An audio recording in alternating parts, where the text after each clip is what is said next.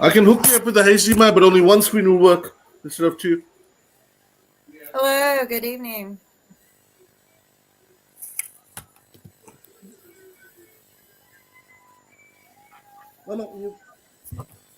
We are live.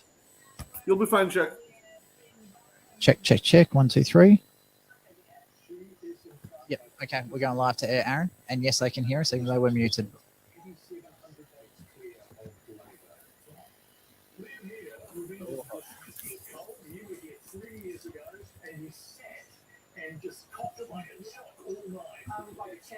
It's a significant group. Okay. 52 seats of 52, 32.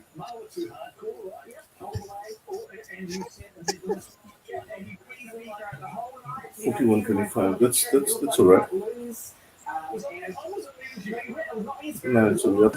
We got some Americans as well here. Hey, so just to check, because this is sort of like the first time we've actually done this. Bit of a shit show. When I say this up, We're going to do a quick profile. watch me. You go on there. Right, can you look me up? So we're going to go straight over to Kim. Kim, can you hear us okay? Hi, good evening or good morning. Hey guys, what I want to do, Stephen. And we've also got Mr. Guys, can you hear me? Guys, can you hear me? Yes. Okay. Oh, you've started. Sorry, I didn't realize you started. Yeah, you're on the phone, but that's okay, Shaq. We're kind of used to that now with you. So, Well, I didn't know Stephen, you started. I wasn't there. Stephen, are you there? Can you hear us, mate? Mate, I can hear you. Beautiful. I can hear. I can hear Steve. It looks like we're all working, Mr. Malloy. Yeah. Except Shaq, he's frozen. Let's just grab that cable. I just need this. Hang on a second, please. We need to turn their volumes up as well a bit. Phone line. Phone line. There we go. Lovely. All right. So we were going to have Shaq as the main host for today because he's kind of the superstar when it comes to New Zealand politics, everything else, and pretty much being an absolute shit stirrer. But I want to make sure that we don't forget about our international guest, Kim. Yeah, I've been dealing with Shaq for a while. And also for the people that are listening on edgeradioaustralia.com, if they do want to see the video, go to Edge Radio Australia Facebook page, Edge Radio Australia YouTube. We've actually now got a Twitch account as well. So that's just at Edge Radio Australia, one word, on twitch.tv.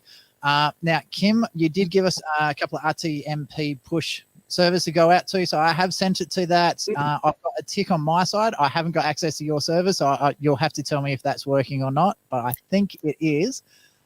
So this is looking awesome. Okay, so I haven't seen it on my end yet, but this will be great to have you join us on Pod TV here in the United States.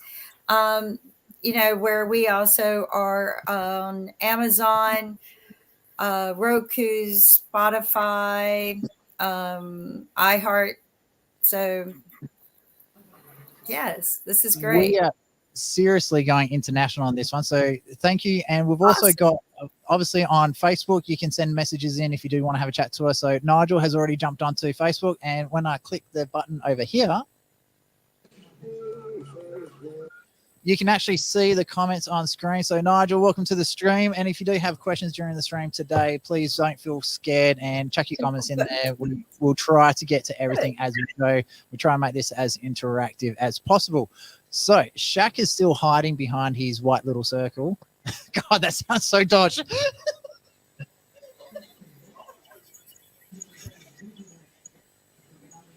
Oh, that's terrible.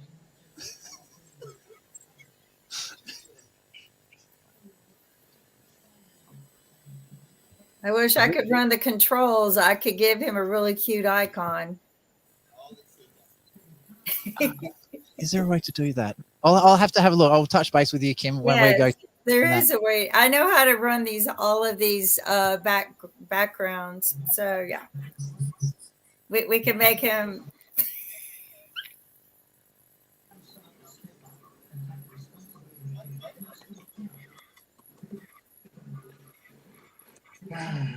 How do I find Edge Radio again? Edge Radio is here we edgeradioaustralia.com, or on Facebook, you just Google like the search Edge Radio Australia and it'll come up. What I'll do, Steve, is I'll flick you a message in the private chat on this one and you'll be able to share it from there. They'll go to you as well, Kim. So what I'd love to do, Yes. I did want to talk about New Zealand's election because there's two really big things. Obviously, you've got the New Zealand general election, and then we've also got the Australian referendum to change our Australian constitution to add race into it. So Shaq's still a white circle at the moment, so I don't know what he's actually doing. So my understanding, I'll be honest with you, I know absolutely nothing about New Zealand politics, except that there's two members of parliament in New Zealand who are actually calling to have New Zealand added back into the Australian government. So New Zealand will be the most eastern state of Australia. Which is what it was supposed to be. And WA was not supposed to be a state. Correct. No, I think it's when they got the bill for the interest. So some of us would prefer that. Some of us would prefer New Zealand and leave WA out.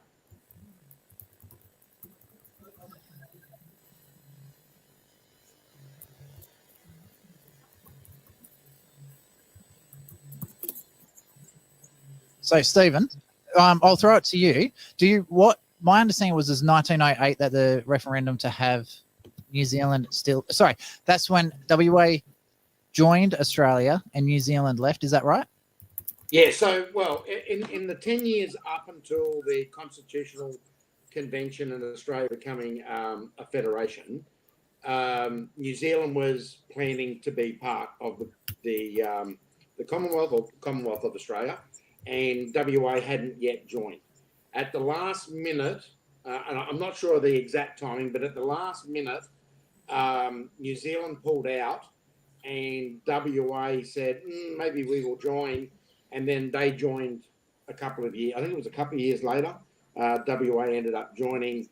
It come up again, I think it was 32, 33, where there was talk about New Zealand putting a referendum in to join, because it's still there. It's still in the Constitution, in our Constitution, where we can join, and I think it's still in their Constitution as well, where they can join us and so forth. So it's quite an interesting thing.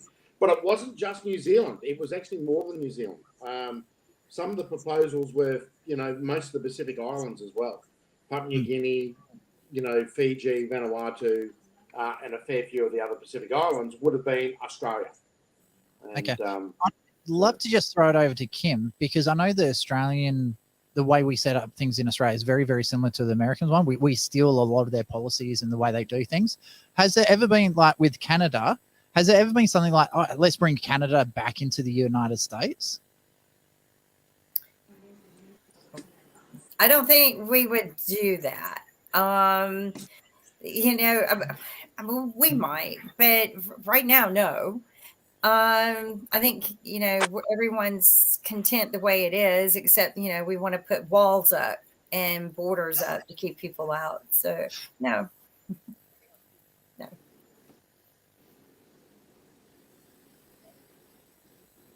But Kim, didn't the US buy everything?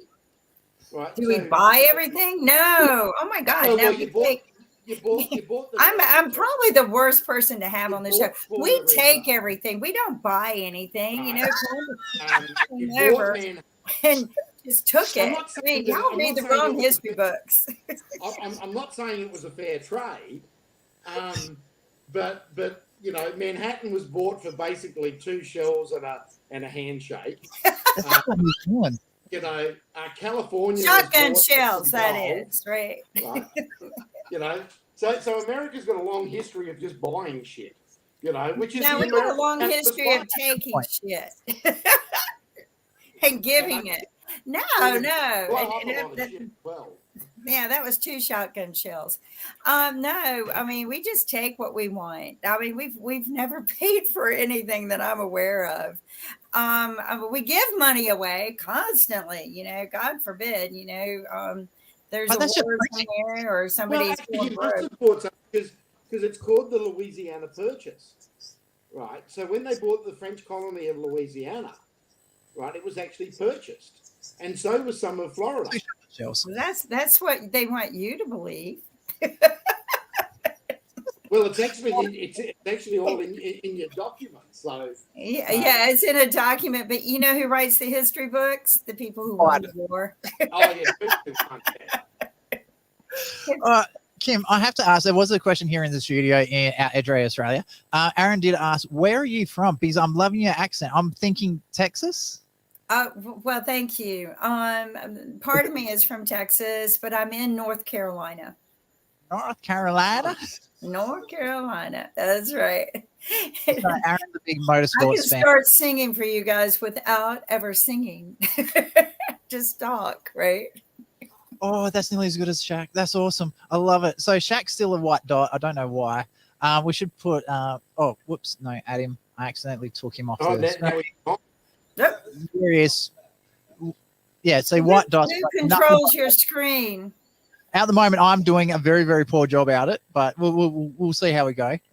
This is actually the one of the first times we've had people from Australia. Hey, Steve, what state are you in at the moment?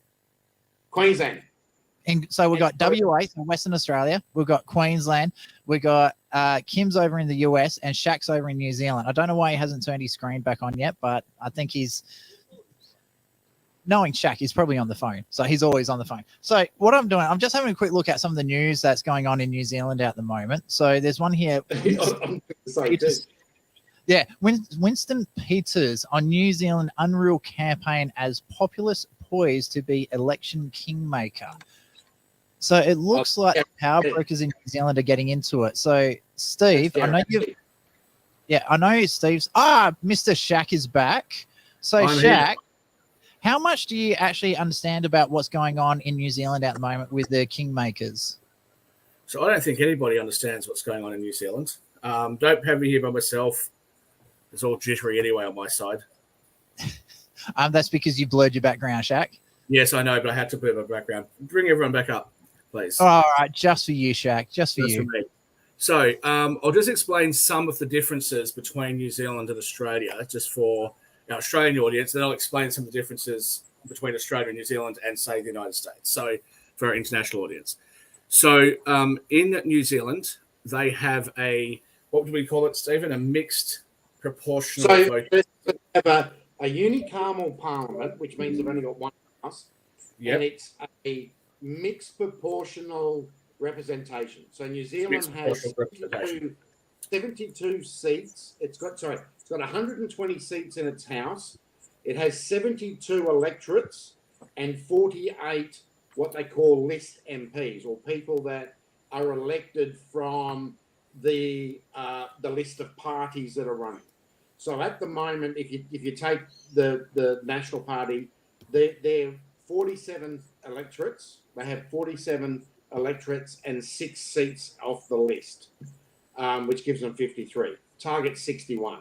The Labor Party, on the other hand, has 13 electorates, and it's down quite a bit because the Maori Party is basically taking. Well, they're down. The Labor Party. This seat 19.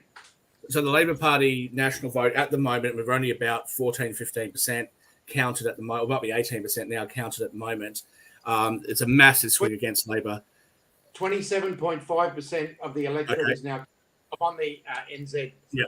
So they've had a massive swing against them. I just want to explain what they're talking about when they say that Winston Peters is the kingmaker. So in Australia, when Anthony Albanese won the last election, for those people who are regular viewers, I made the comment, great, we've turned into New Zealand, because he became the Prime Minister with less than 40%. Was it 35% or something, 30% of the vote?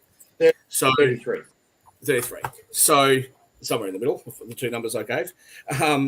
So that's unusual for Australia, but it's a lot more common in New Zealand. Now, it's very interesting, though, that when Jacinda Ardern won the election the first time against Bill English, she actually came in with very, very low numbers. And a lot of people in Australia, including myself, were like, why are they celebrating? She's got such a low number. but they were quite confident that she would become the Prime Minister, and in the end she did. It's very, very unusual for a party to actually win more than 50% of the votes, on their own back. They normally have to enter into a coalition with somebody. Now, that's not always the case, but it's really rare. So actually, on her re-election, she had a landslide victory. But since then, her popularity has plummeted. There's been a whole heap of other issues. So the Labor Party doesn't look so good. Now, Winston Peters runs probably the third party, the third biggest party. Greens and New Zealand First. They're probably about the same size, roughly thereabouts. So what's going to happen, or what did happen before, was that Winston Peters actually had defected from the Nationals, and he was instrumental in getting Jacinda Ardern in as the Prime Minister. Now, what he has said is that he's going to not give his support to the Labor Party in this election. Now, he could go back on that. We don't know, but more than likely he's not going to do that. So more than likely on the numbers that we're seeing at the moment, the Nationals will probably get up, I would say. Also, they've got another party, the ACT Party, which does tend to trend fairly right-wing, and some of the complaints that they have and some of their platform to do with Maoris, which we'll discuss later in the show, is quite popular. And they're obviously not going to give their support to the Labor Party because the Labor Party introduced the laws that they're trying to overturn. So I would say the Nationals will get up just based on those two. But at the moment, the way it's trending, if the Nationals increase their lead, it's possible they could get over 50%, but we'll see. At the moment, it looks like they're in the 40s, which is a reasonable number. And it may not change very much from where it is. I'll just say, I said it may not change that much more because the votes in the South Island are being counted first, and the South Island tends to be more right-wing than the North Island. Over to you for a second, Stephen. Yeah, no, if you have a look at the math on this, the way it's trending, the Nationals may only need 1 or 2 seats. And there is, and Winston Peters might blow smoke up his own arse here, and the Maori Party may jump in and support the Nationals. I'd be surprised. I would be surprised if the Maori Party does that. I'd be surprised, but they are so pissed off with Labor, and they want to be in government. So there's a number of roads that the Nationals could get, because at the moment they're sitting on 53 seats. They need 61, so they only need 8. New Zealand First doesn't get on there anyway, because New Zealand First has only got 7 as it stands now. So it's going to need a couple there. I would say on this trend, the Nationals will probably end up with 56, and then New Zealand First will be the logical choice. I'm just looking at the results here. So I've actually gone because that gives them a speaker in the House as well. Yeah, I'm looking at stuff. I think it's .co.nz. They've got live breakdowns on everything here. So the National Party sitting on 42.11%, and this is with 28.2% counted. We've got the Labor Party at 25.72% with 32 seats. The Green Party is at 10.27% with 13 seats. Yep. And ACT New Zealand is 9.23% with 12 seats. New Zealand First was only 7 seats. And then everything after that's like the minor parties in Australia where they don't really actually matter. Not unless it's close. They've got 15 parties, but the other parties aren't really anywhere. So yeah, not unless it's really close. I do want to just explain to Kimberly and other American viewers and other people from around the world who are either watching this live or watching the replay. And it is live right now. So thank you. In both Australia and New Zealand, well, New Zealand's a little bit different actually because you vote for your local member and then you also vote for the party. In Australia, you vote for your local member, and the party that has the majority in the House of Representatives forms government. So we don't vote directly for the Prime Minister. In America, it's a bit different because you are able to vote differently down ballot. So for those of us sitting in Australia and New Zealand, if you, for example, wanted to vote for Scott Morrison to be the Prime Minister, but you didn't like the Liberals anymore, then you could actually vote for Scott Morrison, but you could vote for Labor to actually be in charge of the House. Or the other way around. You might want Anthony Albanese to be the Prime Minister, but you don't want the Labor Party to be running the place. So obviously we can't do that in Australia, but that's how it works in the United States. And that's why you'll often hear about their midterm elections after a president becomes elected for the first time. It's quite common for them to lose the House to the opposing party. So in Donald Trump's term, Nancy Pelosi was the speaker for much of it. As you know, there was a midterm election recently, and McCarthy became the Speaker of the House. And we won't get into American politics, but it's all fun and games over there in the US. So some differences between the countries. If any of our He viewers got his butt kicked out. He shouldn't have, but they kicked him, and we don't have a speaker. So yeah, and it's certainly a problem for the US. It's But a we'll joke. focus more on Australia and New Zealand for now. If any viewers want to ask any questions to the panel, please feel free to send those questions in to Travis and Aaron or Kimberly. Can you please send me a YouTube link in the private chat so I can share it to other people, or text me or WhatsApp me? The YouTube link would probably be easier. Okay. We'll just leave New Zealand aside for a moment. As I said, I don't really think the results will change much from where they are, even though we are assume that the election was stopped right now. The results that were there are actually the results. I think I agree with you, Stephen. It looks like the Nationals will get up just on the back of the ACT votes being joined to them. I think NZ First are going to join with them as well. That leaves Labor, Greens, and the Maori Party as one group. In relation to Australia with the referendum, I'm not sure what time the polls close, but did you say they close at 6 o'clock, Stephen? They're closed now.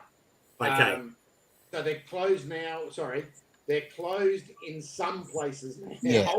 Not in West Australia. They'll have to wait a while. That's right. Okay. As of 9 minutes ago, yeah. 9 minutes ago, the first votes have started to be counted over East.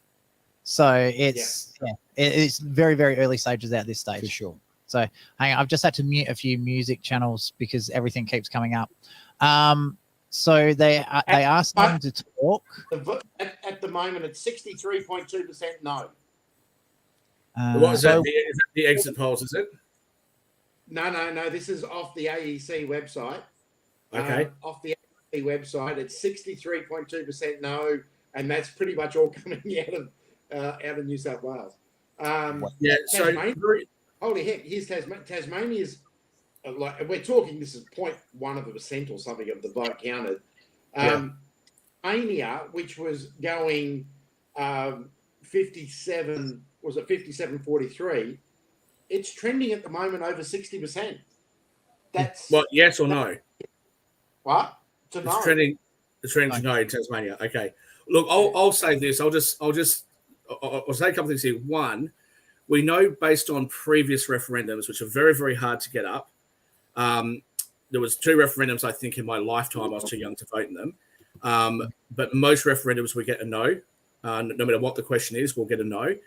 So I think it's 8 out of 44 where there's been a yes. But very interestingly, what has happened is that whatever New South Wales and Victoria does, the rest of the country seems to do the opposite.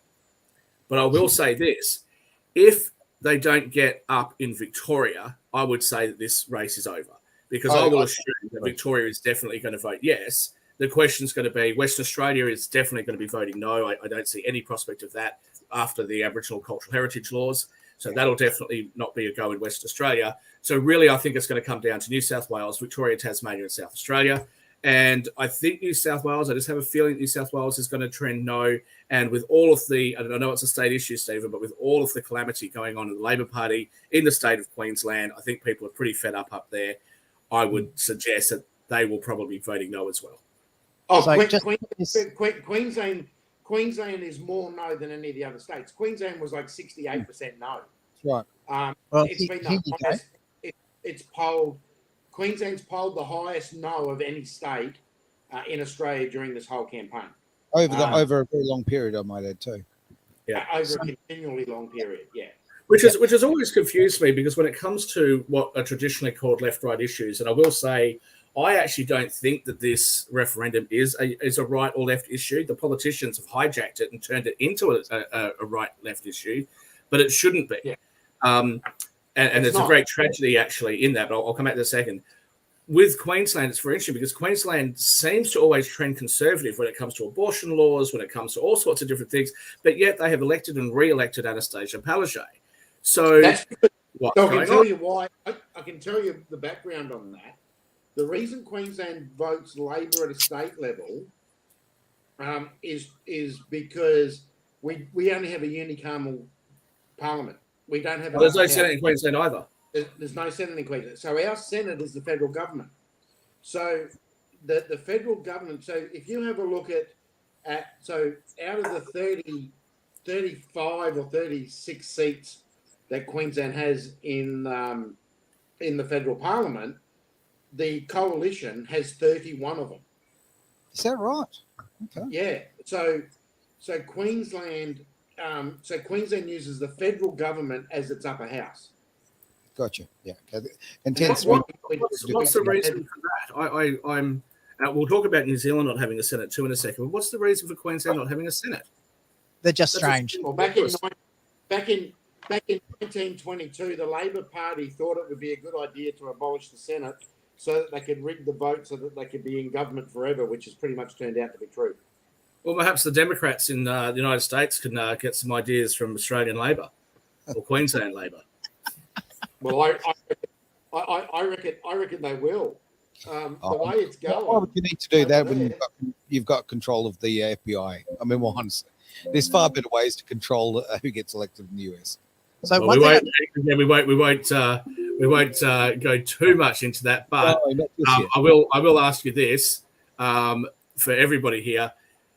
Does anybody think that the two candidates are going to be anything other than Biden-Trump? And if you don't think Biden, because you don't think Biden's even going to make it that far, who do you think is likely to replace him in the Democrats? And if you don't think Trump, who do you think the likely candidate will be for the Republicans? Can I go first? Go for it. Go the crazy white guy. Okay, so the crazy white guy thinks the old white guy is going to die, and they're going to do the whole weekend at Bernie's thing, and they're just going to pretend that he's alive to get it through. I look, they did that 3 years ago. They're doing it now. So let's anyway. So yes, the big scary. Isn't there a conspiracy theory that that's already what's happening? Yeah. So I think Trump, looking at the results, what he's sitting at 50-something%. Like, how can he lose when everyone else is like in their 20s? I think Trump has the just this popular vote. I think he's rompered in. Yeah. Personally, I can't stand Trump. He annoys the shit out of me, but he's the best candidate there for the job. I think he is the person who's going to do the best for America. I disagree. I think Trump annoys the shit out of Trump. Yes, it's the hair and the permanent Kim Kardashian look. He needs a glue stick, not chapstick. You know. I love Kim. She's awesome. So he doesn't know how to shut it for not even a politician, but somebody representing a country. I disagree. I do not think he's the best person. We've got millions and millions of people who could qualify, and we're just too stupid in this country to take a look at the other qualities, because we're all about the drama and the contention, just Absolutely. Like the wars that we tend to get drawn to. But we've got some new candidates coming up. We've been running polls, and Trump is slowly losing traction in the polls. I mean, all he cares about is his big red button. I would play that video for you, but he goes on his little speaking tours. He refuses to do debates because he's going to win anyway, as he said. So, and he might, but because we're supposedly about the people's vote, but we're not. So and Shaq has been doing the talk shows with us enough, including our elections, which he would be up with us for hours. So he knows probably more about the world politics than anyone I know and work with. So it's great to be on the show with him tonight. But no, I think, we have Trump and Biden, two very old farts. They're about the same age. We need some young blood. Yeah. Young people are not particularly fond of Trump unless you're from the deep South. And, they all kiss up to him. So, he's got a cult. And that's so I'll jump in for a moment. So first of all, thank you very much for the compliment. I will say that I do pay substantially more attention to the Five Eyes countries than any other. So whilst I do know a lot about world politics, I suppose it's most of the Five Eyes countries because I've lived in three of them. I'm a citizen of two, lived in three, and spent a lot of time in Canada and the US. Well, I bet you. Sorry. What was I that? beat you there. I've lived in 4 of the 5. Well, yeah, but you're older than me. See, I've got my youth and good looks, and you've got the experience, Stephen. Tim's still by far the youngest here, so you lose that time. There you go. Yeah, well, it's my birthday in 2 months. Now, I do want to actually just bring up a couple of things. It's my birthday on Halloween, so I'm older than Shaq. So. Only slightly. Now, I do want to bring up a couple of things that are loosely related to what Kimberly said. And then I actually want to talk about one of the elephants in the room for me in relation to the referendum and what's happening in New Zealand. And I think it'll be very relevant. I'll hand it over to you guys to discuss it. So firstly, I think that we appear to be much more disconnected from our government than what we've been, certainly in my lifetime. Now, It may have been more contentious in the past, in the 60s with Vietnam and various different times in history. But certainly in my lifetime, I think that there seems to be a much bigger disconnect between what our politicians are doing and what people actually want. And it leaves a lot of people, even like myself. Now, I'll just declare who I am for the Australian electorate. I don't take positions in other countries, although I haven't been a fan of Jacinda Ardern's. But, I've always been a Liberal supporter. I have sometimes voted for other parties, but I have never voted for the Labor Party. But that doesn't mean that I wouldn't vote for them. One of the things I have a problem with is the fact that Labor Party MPs can't cross the floor, and I don't want to see the decision-making being centralised away from my local member. But there's a lot of other issues there. But I do love the Liberal parties, what the Liberal Party is supposed to stand for. Now, what they actually do is a little bit different, but what they're supposed to stand for, that's been my party in Australia. Sure. So let's just pivot back to the referendum. What I find really disappointing is that almost every Australian that I meet, most Australians, I think, will acknowledge that we have a real issue with our history with our treatment of the Indigenous people, okay? But we all agree that we should do something. We don't know what that something is. They've brought out this voice. It hasn't been very well planned. They haven't told people exactly what they're planning on doing. What they've said is, we're going to make this constitutional change. Then we're going to work on exactly how it's going to work. And then if Parliament is satisfied, Parliament will vote it in. And, that's what's going to happen. So we don't know how it's going to work. And I think that the Labor Party has actually really let down and broken the hearts of many Indigenous people and many non-Indigenous people that would like to see Australia address this issue better. Now, we're going to have to do something at some point. And I know there's been a lot of people on the yes side that have said, well, if we don't do it now, then when are we going to do it? And if we're not going to do this, then what are we going to do? Well, I think that was actually a better question, just to simply say, should we do something? Well, you know that you've got overwhelming support in Australia for that. Then there could have been some discussion as to what that would look like. You could maybe, have some trial runs before you enshrined it in the Constitution. There's things that could have happened. I think the Yes campaign has done a very, very poor job of explaining that. For the No campaign, which does look like it's going to win, I think, based on what I said before, referendums are difficult to get up. You have to have 50% of the entire population, plus you have to have 4 of the 6 states. Northern Territory and other territories, the ACT and other territories aren't counted for the state issues. It's just their vote totals are counted. So, I don't really see it coming up. But the thing is that the Yes campaign could have, I think, made a stronger argument.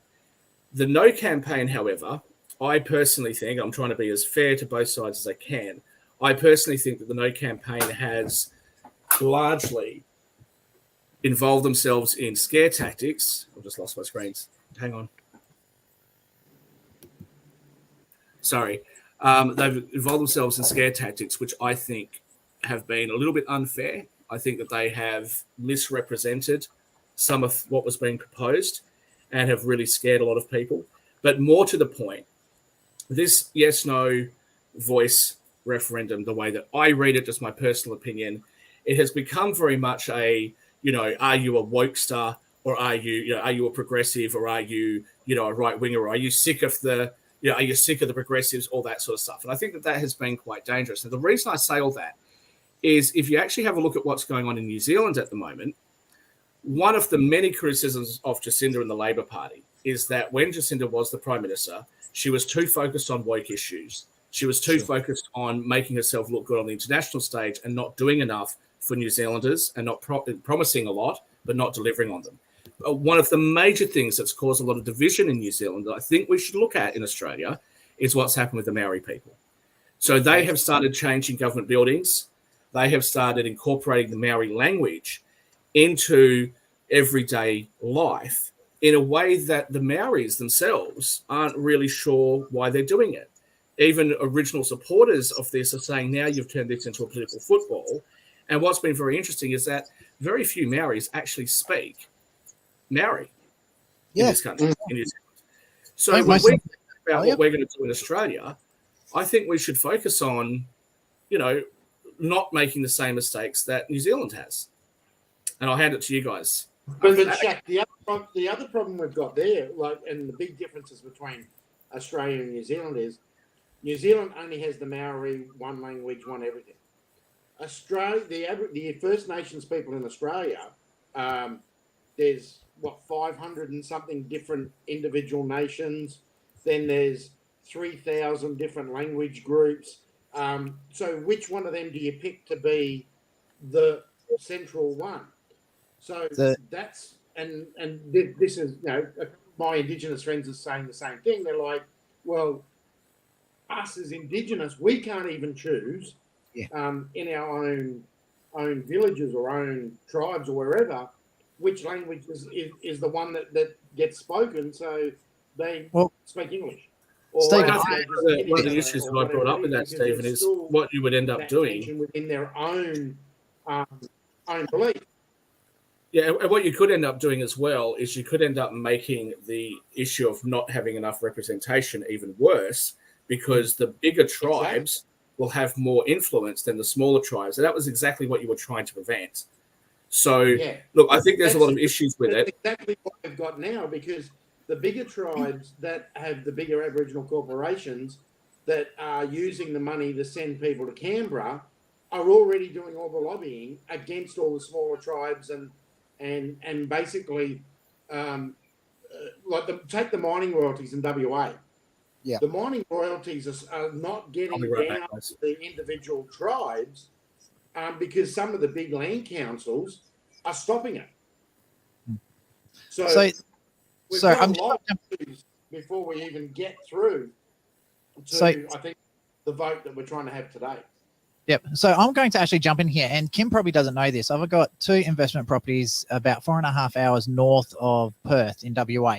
So it's right on the border between 2 tribes. So you've got the Yamaji tribe, which is north of, I think it's Eneabba is another Aboriginal town. It is north of, like south of Geraldton, but north of Perth. But then you've got the Noongar, which are like Perth and the surrounding areas or the southwest. The thing is, everything that you guys have been saying is assuming that all the different Aboriginal groups get along. So there's been a 350-year-old feud between the Yamaji and the Noongars. And I know this because they're my neighbors on either side. So I have a Yamaji family on one side. We have a Noongar family on the other side. And every weekend, it's World War III. We've got riot police in the street. That literally the kids are trying to kill each other in the street.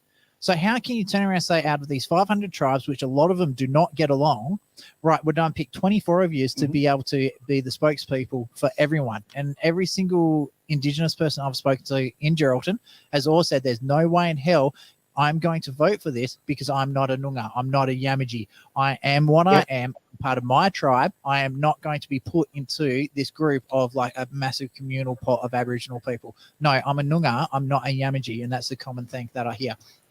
And vice versa. That's 100. But let me 500. So let me just counter that though slightly, because whilst I understand what you're saying, I will just remind everybody that this proposed voice is really just an iteration of something that the Liberal Party had sort of tried to do before.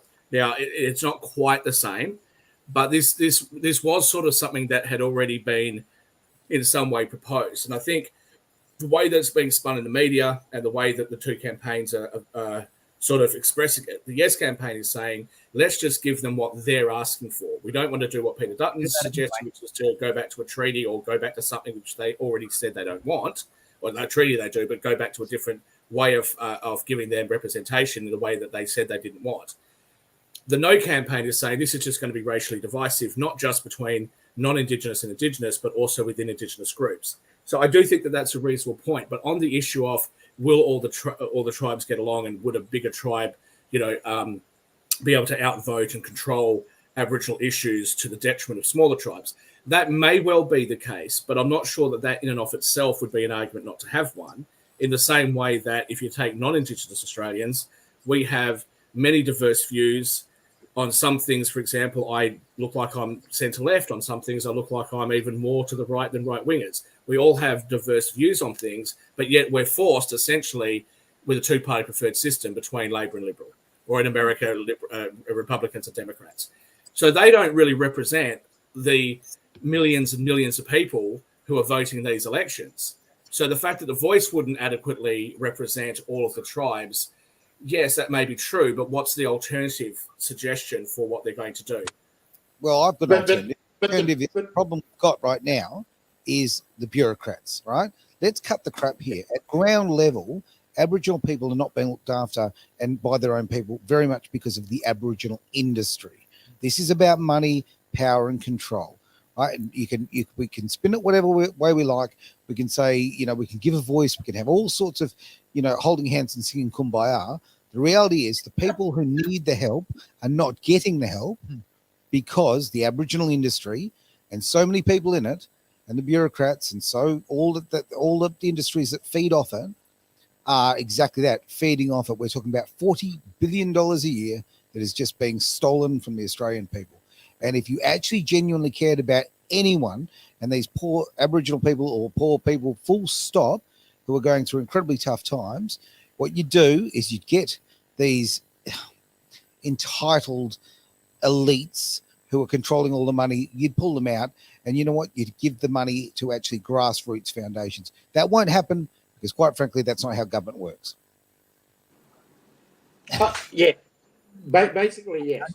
Yeah. But the other thing that you've got to draw out of this is that the whole thing around this referendum has absolutely nothing to do with trying to close the gap with the Aboriginal people. It's about one man giving his soul away to get elected to be Prime Minister of this country. And that's what it's all about. If you want the actual corruption of what's going on and why we're spending $368 million or whatever it is on today, it's because Anthony Albanese bent over, took a silver bullet, right, to make sure he got elected, and was put into the top job, and now he's paying back his masters. This is a $380 million and the rest masturbation session for Anthony Albanese. That's what it is. This is about a little man who needs a big ego, and he's using our money, right, to buy some sort of importance. So he will be someone important, seen back in history as being important. And the reality is he is an absolute embarrassment and a weak man, and probably one of the worst things that's happened to this country since. What was our wonderful Prime Minister back? Which one? There's been a heap of decades. Between Rudd and Gillard. Since Gillard, the worst Prime Minister we've ever had. All right, guys. I'm going to give you some update. I'm going to give you some updates on where we're at the moment. But to be fair, Aaron, the Australian people voted him in. He's not acting in a way that's inconsistent with with the platform that he ran on. Right? It's not like he just sprung this on everybody. This is who he is, and he won the election. If you want to criticise the election system, you can, but he did win it. Now, here are the results. It's still early days. I don't actually have the total vote totals yet, but here are the results so far. New South Wales, we have 39% of the vote for yes and 60.5% for no. Yep. In Victoria, which is going to be the big surprise, Victoria is currently at 40%, just over 40% for yes and just under 60% for no. So very similar to New South Wales. If that trend continues, I would say that this is gone. My screen this is all over. Look at Tasmania. Yeah, so I'm getting there. South Australia is currently at 89% for the no campaign. and Tasmania's at 61%. Okay. So based that on those numbers, result, there was only 150 votes counted so far in South Australia. okay, but as I said, on some of these, it's very early days. New South Wales and Victoria have been counting for a bit longer. I'm not sure what percentage, if you could look that up, because I can't find it. But certainly, just on the strength of New South Wales and Victoria, we know that this is going to be over because we already know that Western Australia is not going to vote for it. So having been part of a machine that's run elections now in 5 countries, I can tell you never worry about the actual numbers. You watch the trend, and the trend of this thing doesn't matter where I look, in whatever category I look, the trend is no. And every time you do a refresh, the trend is no, and no. Because trending in counting doesn't lie, right? Unless you're stopping old ballots at 2:00 in the morning. Yeah, You know what just want to Nice. I just want to quickly jump. Are you? I won't name the companies. We don't want to get sued. But you're saying that we should employ the same sorts of vote counting systems that the United States has in order to get to get the Yes campaign up. That's what they should have done. All we need is 1,300 Mexicans in a white van. But look, I will say again though. Man, I can help. I think that there was some appetite actually in Australia, in the majority, to actually try to address this issue with our First Nations people. And it hasn't, for whatever reason, it just hasn't translated. Now, when Anthony Albanese first started on this, it was a 60-40 split in his favour. 60% of the polling numbers said that. But since then, it's come back to 60-40 against him. And I would say that a big part of that is because of the way he's run the campaign, because he hasn't explained things. The Yes campaign hasn't answered questions that they should have answered, but also because of what we consider to be woke politics for mainstream people, which is we can argue and debate and disagree on politics. Stephen and I are pretty close friends. We are very similar in our political views on a lot of things, but we don't agree on everything. Stephen and I have some sharp disagreements, but I don't threaten to kill Stephen. We just disagree. That's what reasonable people do.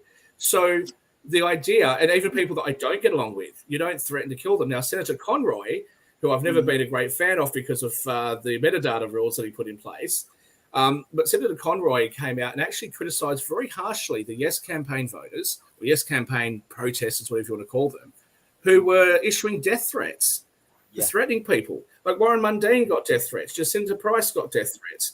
Other high-profile people. I mean, what's his name from the ABC? Stan Grant made a comment, and not only was he threatened, but his children were threatened. That's just not on. And I don't care what side of politics you're on. I know that some right-wing people have threatened things. I know we had some people giving a Nazi salute out the front of New South Wales Parliament that got arrested. It's not on. Don't act that way just because somebody doesn't agree with you. Gaming terms, it's don't be a dick. So what I want to do I seem to have you, Kimberly, but it looks like everyone else is frozen. No, we're still there. Okay, we do need a break very soon, everyone. Hang on, just quickly, we need to do a New South Wales, New Zealand update. So there's a guy called Tova. Again, so this is by Tova O'Brien. He is saying that it's time to call it. I'm calling it for Christopher Luxon, our new premier. I'm calling it for a change of government. Labor has been sent a brutal and decisive message. It is over. So that was about 5 minutes ago. All right. Well, I'd like to play a song for our Kiwi friends. Can we do that? Can we have a little bit of a break, everyone? What do you think? Sounds good to me. I like it. Fantastic. Go for it. Back very soon. It's Edge Radio Australia. All right. Wait, Shaq, you there? Can you hear me? Probably can't.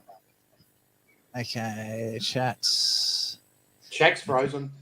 Can you set up I should be back now. Sorry, I didn't hear anything that you guys said because it just kept like freezing up. So it might have been the New Zealand.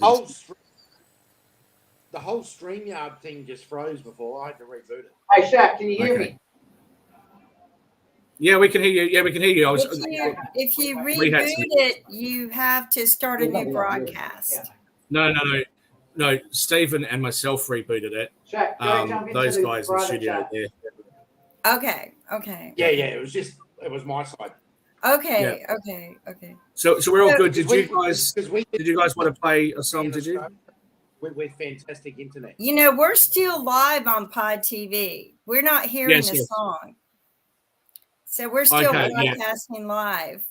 Yeah, but the Edge guys will have The their Edge song. guys have got their radio song, which I think is cool. Yeah. I wish we could hear the song. That would be cool. So, Well, the thing is, though, there could be copyright issues for Pod. They've got the license to broadcast, so.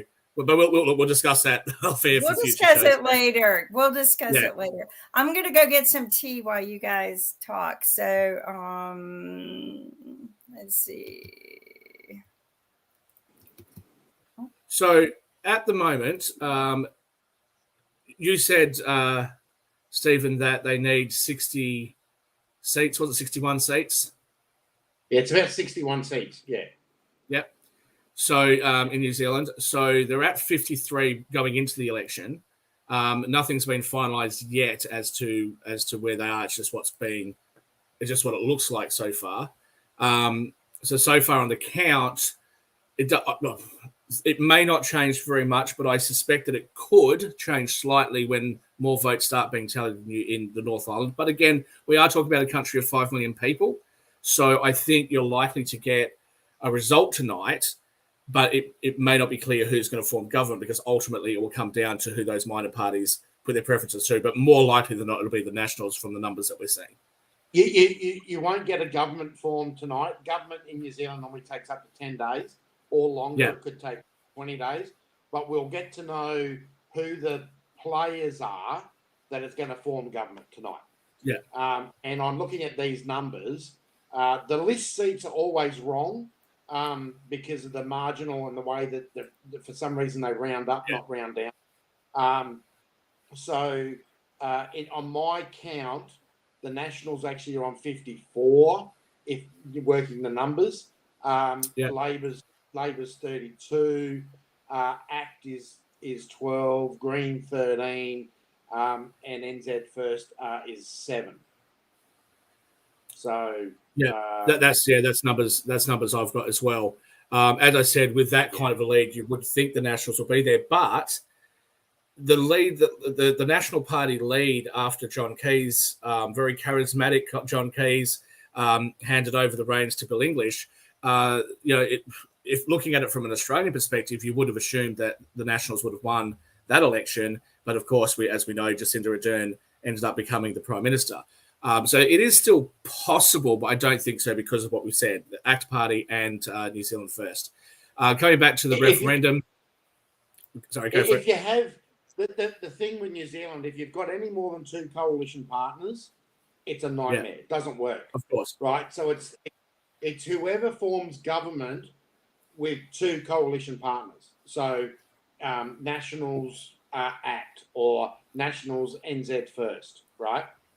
And that's where Labor, so it was Labor and NZ First, they got there with 2, and then a couple of stragglers that got her over the line. And I think that's a very interesting thing for us to do, is to actually look around the world at other countries and how their political systems work, because there's been a lot of talk in Australia and actually in the United States as well about people being quite unhappy and feeling disenfranchised by the 2 major parties. And what we've seen in Australia is we've seen the Teals, which is not really a party, but the Teals that displaced many of the blue ribbon Liberal seats. We've seen other parties come up, Shooters and Fishers, and Christian Family First, and all those sorts of parties that have all come up that have taken votes away from those 2 major parties. So we should be considering and looking at, what does the future of Australian politics actually look like? Are we going to end up with a very fragmented political system like we have in New Zealand? But also, it's very interesting to see what's happening in the US. I know that the vast majority of people that I speak to in the United States are not actually diehard Democrats or Republicans, especially in recent time. Most people will say to me that they're politically homeless. They just have to pick who's going to be the least bad. And now you've actually got the potential of a third-party candidate. And I don't actually know what happens in the US, because they don't have instant runoffs or preferential voting like we have in Australia. So they actually have to have a runoff election later on. But I'm not sure what happens in a federal election. I imagine that it doesn't work that way. I don't know.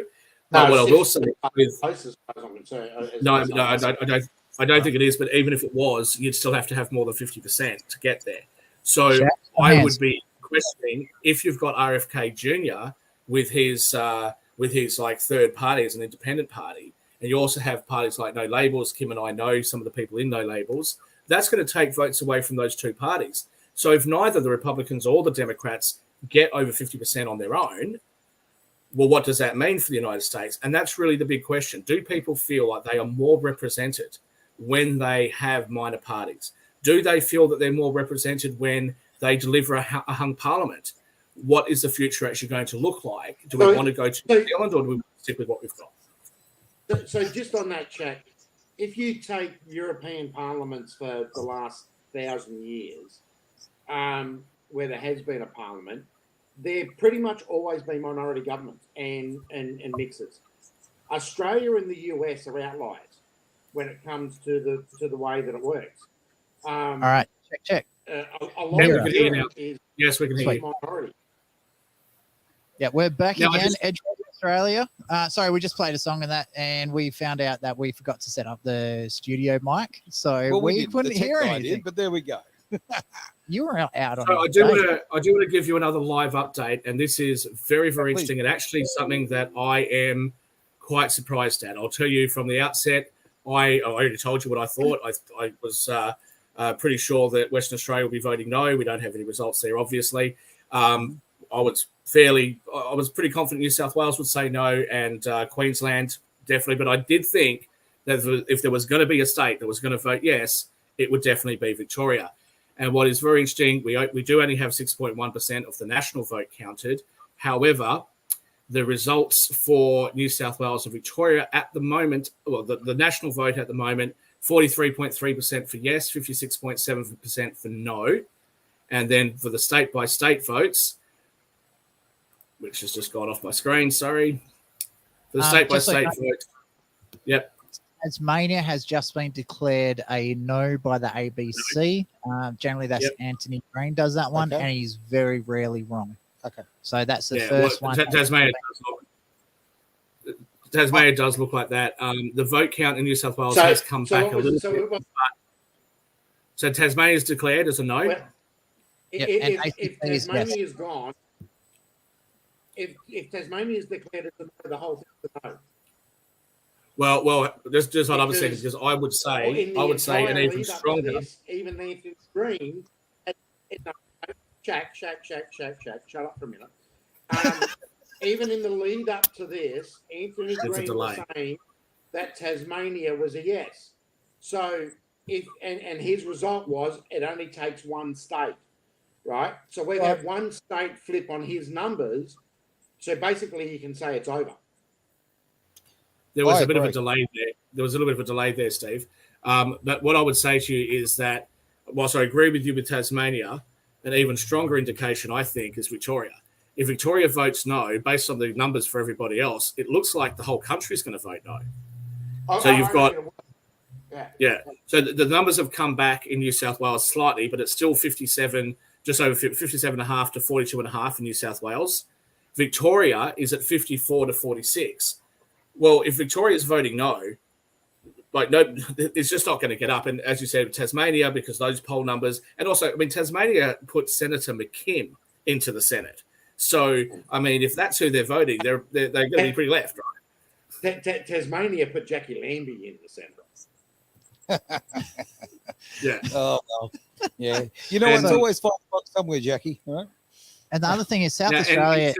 South Australia, we've got 73% of the vote in South Australia. That will probably come back a little bit, but actually now it's 73%. So by the looks of it, everything's going to go no. And what I'd like to know though, and you'll be able to answer this for me, probably, Stephen. So the vote for the Northern Territory, which is something that everyone's talking about. Obviously, that vote is only counted towards the national tally for the popular vote. Yeah. Do we have a breakdown? Will we have a breakdown on the vote count in Northern Territory? Yes. There will be because of the what do you call it? the significance that it could have played in the majority vote. At the moment, there's no numbers coming through for the Northern Territory. Actually, I don't think the Northern Territory is closed yet. I think the Northern Territory closes in half an hour because Queensland's just closed. So, But even, yes, even if we will see even if you did see them though, even if they voted resoundingly yes, at the end of the day, the entire country, it appears, the entire country is going to vote no. So there's not enough people in the Northern Territory to sway the vote. To swing it either, yeah. So let's just come back to an issue. There's only 500,000 people in the Northern Territory. Actually, I don't think it's more than that anymore. So let's come back to an issue here, which I'd love to get everyone's thoughts on while we're talking about different issues facing Australia. The Northern Territory was originally part of South Australia, and the ACT was originally part of New South Wales. People have asked the questions about, well, why don't they get to vote in referendums? Why don't they sort of get the same representation? And there's some legal reasons for it, but mostly it's a constitutional issue. And one of the other concerns was... The simple answer, Shaq, is because they're not a state. That's right. So there's been... let me finish my question. So there's been some proposed changes to either make them states or treat them like states. Now, that would require a constitutional change, but there's the underlying complaint is that they're not being adequately represented like other states are. However, the counter argument to that is that would enable very sparsely populated states or territories to have a disproportionate effect on the will of the other states or the will of the whole country. So what do you guys? Is it a problem? Is it a problem? And if so, yeah, and Tasmania has a small population too, but for some reason they're allowed to, but the others can't. So do you think that they should have some statehood? What do you think should be done, or do you think nothing should be done? So my view on this is, and it's all my view's always been on this. I think Northern Territory should always become a state, and they've had 2 attempts at it, and they've never been able to get it across the line. I think now if they had it again, if they had a state referenda to become a state, they would actually get it across the line. And if from a political perspective, it puts another 12 senators in the Senate. It would probably add another 1 or 2, one maybe to the lower house. Now the big change is how money is distributed. So at the moment, the territories don't get GST distributions and stuff like the rest of the states do, but all of a sudden they will have to, right? So the money carved up between the other states has to be carved up a bit different. But that's fine. The ACT should, in my view, should never be a state because it's our seat of federal government. Yeah, I would agree with you. Same thing with Washington. Washington's the Northern Territory, yes, I think it should become a state. The ACT should never become a state. And I'd probably even go one step further and go ACT shouldn't be counted in anything. But that's just how it is.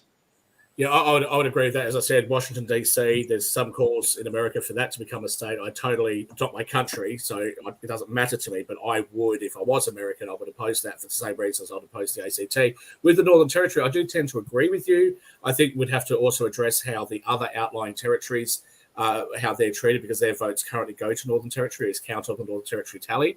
But very interestingly, and you might be able to enlighten us on this, there was a referendum in the Northern Territory about becoming a state, and it was defeated by Territory voters. Do you know what the arguments for and against in the Northern Territory was at the time? There's ABC actually did a big article about it. What I might do is post a link to it, and I can't believe I'm actually posting something from the ABC. Yeah. Do you feel dirty? I feel violated, to be honest with you. It's not too bad. You're a left. Oh, yes. I'm waiting for Shaq to bring up the unions again. He is sitting to my left, so I'm a bit concerned. Never mind. So, yeah, welcome back, Kim. So, the Northern Territory is a bit of a funny one. Mate, he's always on your but the thing is, like, the problem you don't have, you got things like Christmas Island. Where does that sit? Because it's in the Western Australian waters. but this vote goes to the Northern Territory. So you get all these other little islands sitting off the coast of Australia. Like, where do you put all their votes? Well, The other actually, one it's not in the. You're cutting in and out there a bit, Steve. The other one is if New Zealand does come back into Australia. I think you've got really bad internet, Steve, because you're a bit delayed, and by the time you get to us, Yeah, you're glitching a lot, Steve, and we're only getting about every third word. Welcome to the third. Yeah, Welcome to the third world of Australia. You might just want to maybe refresh your, refresh your modem or so. I don't know. It probably won't do anything because I've just realised what time it is, and this time of the night, everywhere in Queensland, the internet just goes. Because everyone's on Netflix. Chill. But you know what? Like when you talk to people about what really matters to them, like before a matter is brought up by politicians, what do people care about? They care about, at the moment, for example, they care about cost of living, fuel prices. Are their kids going to have a decent life? Etc. And the other issues that we've all talked about and agreed on over the years, we want to have better internet. We've been talking about that for 20 years. What is going on? So I will tell you what's going on by hindering the internet to some locations, especially the very rural areas. You hinder the ability to educate. And this happens all over the world. I mean, just check. I don't know if you know this, but I used to own my own telephone company. I was in the industry for many years. I was the lead engineer for the first broadband network in the world when we cut it over. So, but I mean, I live out in what we call BF Egypt. I don't know if that's proper way to say things, but I live out in the country and we don't have broadband, and there's 5 schools on my road, and by day I cannot use my internet. I have to go somewhere else. So so yeah, I mean they don't provide adequate internet. There's ways to get it yourself. I mean, I've got a tower in my yard, and so I'm going to relaunch it and sell internet to people out here that is at a higher bandwidth.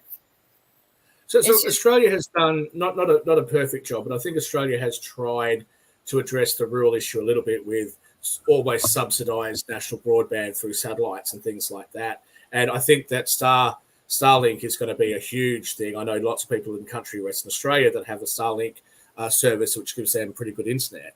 But I'm actually more referring to, which I know, Kimberly, sorry, you may not be able to weigh in on this one. I'm referring to, actually you might, because it's similar in the US in some places. I'm referring to the fact that we sometimes get really shoddy internet actually in suburban areas and metropolitan cities. And for example, while I've been back in Perth on this last trip, unless I'm imagining things, the mobile internet that I have, which is normally pretty fast, right? My mobile internet has been substantially slower. And at one point, I couldn't even get internet. This is many years ago now, about 5 years ago. I was having a problem getting reasonably fast internet on St. George's Terrace. Yes. And when I rang Telstra, the call center person in the overseas call center said, well, you can't expect us to cover everything. I said, absolutely. I'm not expecting you to cover everything, but this is the heart of the CBD. This is the business district in Perth. And, we can't get signal. So we are in Australia lagging behind the whole world, actually, on our internet. And that's something that they've tried to address with, the NBN and fiber to the node versus fiber to the premises and all this sort of stuff, and we still don't really have in a lot of places internet that actually is anywhere near the quality of the internet they have overseas or at the cheap prices that they have overseas. Well, I think a lot of it is you've reached your full capacity on your network. A lot of countries, I don't know what their standards are. Ours have dropped considerably since I left the industry because, they let it reach full capacity. And this is an argument I have with them all the time is you can't allow a network to consistently reach full capacity without upgrading it. But, a lot of people can be getting fiber right now real easy. You don't have to trench fiber. So everybody thinks wireless is the way to go, and actually, I still believe in a true landline network. And fiber does not have to be trenched. You can, and this was something I pitched 20 some years ago here in the United States, and they still don't use it. Scotland did it first, and that is they utilize the sewage systems, the sewer lines, to send fiber to the home because it's glass. So fiber, you don't have to worry about it corroding, eroding, and the connection goes straight to the toilet. Put that shit out internet. Now, I'll give you guys another bit of an update on the referendum results. We're now at 13.5% counted. No particular changes. We still have New South Wales and Tasmania are pretty strong in the no section right now. They've already called Tasmania, as Stephen has informed us. I think they're getting close to calling New South Wales, even though it's still early days. They probably still have to count the rest. And Victoria doesn't look like it's trending back. It has trended back a little bit. We'll see what the late vote is, but I think it's probably going to stay where it is. So it's at 52.5, 52.6% for no, 47.4 for yes. New South Wales is at 56.8 for no, 43.2, and Tasmania is at 42.5 for yes and 57.5 for no. Based on the strength of just New South Wales and Tasmania, you know that it can't get up because they'd have to win all four states, but we also are pretty confident Queensland's going to say no, West Australia's going to call no. So I would just about be prepared to call it now, but we don't want to end the show too early. So we'll keep going with that. I'll give you an update on New Zealand in a second. But just very quickly, we did ask about the territories. I did find them. Northern Territory it's too low to count Northern Territory, but the one place that has voted yes so far, with 65% of the vote counted, I believe, or 67% of the vote counted. 65% said yes and 35% said no. In the place that should never have statehood, the ACT. Yep. So they have now called New South Wales as a no as well on the ABC. Okay. Excellent. And nationally, it looks like it's polling 55.3% no and 44.7%. So the numbers are getting close, but I'm curious where those numbers are coming from. If they've called New South Wales and they've called Tasmania, it's over. This referendum will definitely be a no. We'll stay on to see what the rest of the results are. But we already know Queensland and WA have definitely voted no, so they're not going to get the numbers. So it's interesting that Lydia Thorpe is like making claims because she's on a panel on the ABC at the moment. Oh, dear. She's always good for news headlines. So just like Kim knows, we've got this crazy Greens supporter who hates the Greens because they're not left enough and all this sort of shit.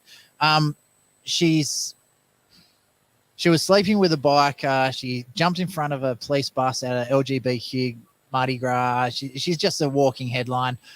So she's on a panel on the ABC and she's saying that she's not surprised by the vote. And quote, "I'm not surprised that we got the no votes coming out strongly because people don't either know what it is or that in terms of the Black sovereign movement," yes, that's what she talks about all the time, "we don't want to go into the Constitution. And I think we have been loud and clear about that we have certainly got a lot of support." So one of the things, Lydia Thorpe, just for Kim and the American viewers to understand, is there's a big movement. I won't call it big. There's a very extreme Aboriginal movement, sort of like in Australia, where they actually want certain states to be set aside to be absolute Aboriginal land. No one else is allowed into it. So they want a sovereign Aboriginal nation inside of Australia. It's normally where there's very good real estate. Just curiosity. So she's always fun. Like the Gold Coast. I was thinking more like in America, I understand there's sort of like native in like Indian little areas where you're allowed to build casinos. Reservations, Reservations, that's what I was looking for. How has that actually affected America? If they actually did that in Australia, do you think it would be a good or a bad thing, knowing what's happened in America with the Indian reserves?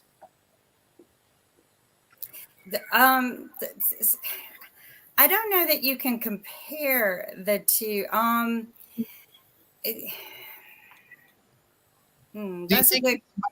Do you think people have been more accepting? Just while you're thinking about that, Kimberly, I'll just quickly say, and it's a very, very low total of votes counted so far. But at the moment, we have Queensland, the early results, 89% says no, 11% says yes.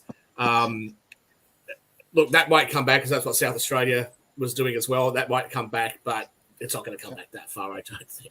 Sorry, Kimberly, back to you. So you don't believe in a Hail Mary and a last second home run somewhere? I mean, come on, Yes, rigging the election. At the last minute, a big swarm of people come in, or a swarm of bees and hit that button. I don't know. But the polls are actually closed. The only place left that you could actually quickly get down and vote in is in Western Australia. Yeah. But because even if Western Australia voted 100% yes, it just wouldn't be enough. So we'll come back.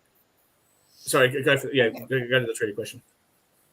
So they're all counts are in. It's in real time. Yeah, it's real time. Yeah, as real as we can. Yeah, okay. My internet's a little. We still count them by hand over here. So no, I'm just kidding. Yeah. Well, we do over here, believe it or not. Don't you count it by carbon copy? Just one moment, guys. That's right. If I could grab everyone's attention for a moment, what I might do is, look, here at Edge Radio Australia, I do very much respect our sponsors and those who keep our lights on here. So I do, because of the restrictions on playing music and copyright rules. We'll just play the ads. Exactly that. So what I might do is every so often, if I could get everyone's silence for about 30 seconds and just run one little spot, I just really want to look after those who, as I say, look after us. Aaron, that'll be great, but please don't play it for us. Just play it on Edge. Yeah, it'll just be on Edge. It won't come through to us. Cool. Okay, no problem. Let's have 30 seconds. That'd be great, guys. Wish I could hear it. So, kind of elaborate a little bit more on that question you asked me.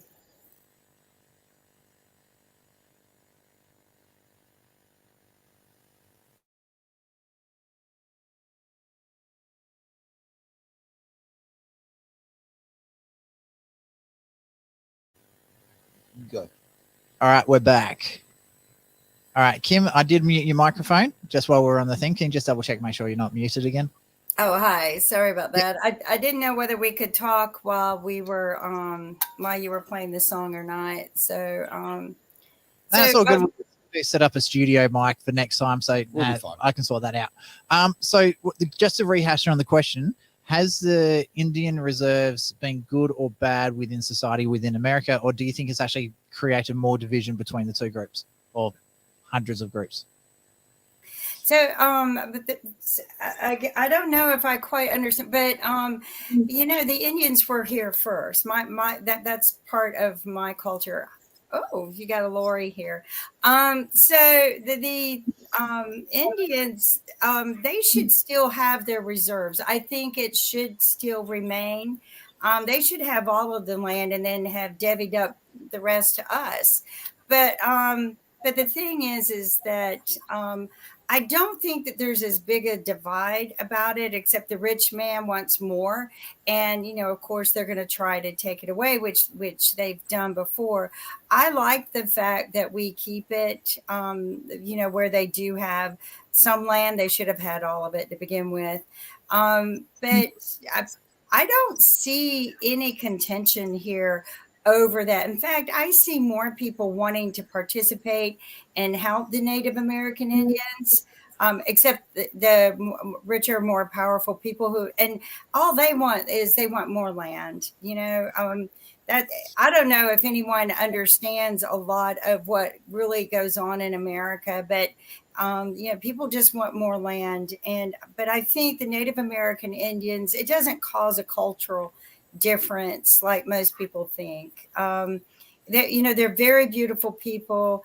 I enjoy visiting with them, and I think that they should have their own land. I think that it shows us a little bit that we have some empathy about taking away their land from them. I don't even know if that sounds right. I get really irritated over this issue, right? Because it should have never happened that way. But look, Kimberly, we care about other people, and that's. I mean, I think you've nailed it. To be absolutely frank with you, so no, I 100% agree. I think personally, there should be areas that are set aside, because it's same as like when you have a museum or a church or a mosque or a synagogue, you have certain spots that are very religious, very spiritual to people, and they shouldn't be developed. They shouldn't be trashed. They shouldn't be damaged in any way. They should be protected. One of the big things I that they're agree. trying to Good claim point. over in Australia is they want a treaty, right? This sort of land is ours. We want to keep it precious. Yep. And they want a treaty for the use of that land. Now, I'm just a dumb white guy here. To me, a treaty is I want something, so you'll give me something in return. So in WA, we have what's called native title. Well, it's Australia-wide. We will use your land, like we go to the Aboriginal people, say, yep, this is your land. We will give you X amount of money because there's already houses on it. There's cities, there's infrastructure already on the Aboriginal land. So we buy, literally, we have the native title settlement. In WA, it was $750 million over 12 years for the Noongar land. Yes. Isn't that a treaty already? You'd think We so, can right? use The your purchase has land. happened, right? We've purchased it for effectively for $750 million. Yep. So isn't that now the government's land now that Right, they've so, paid? so let's just pull back a little bit on that. So we at the moment are one of the very few countries that doesn't have a treaty with their Indigenous population. But Now isn't there that has been no, it's not actually a treaty. It might in your mind act something similar to a treaty, but it's not actually a treaty, which is what they're asking for.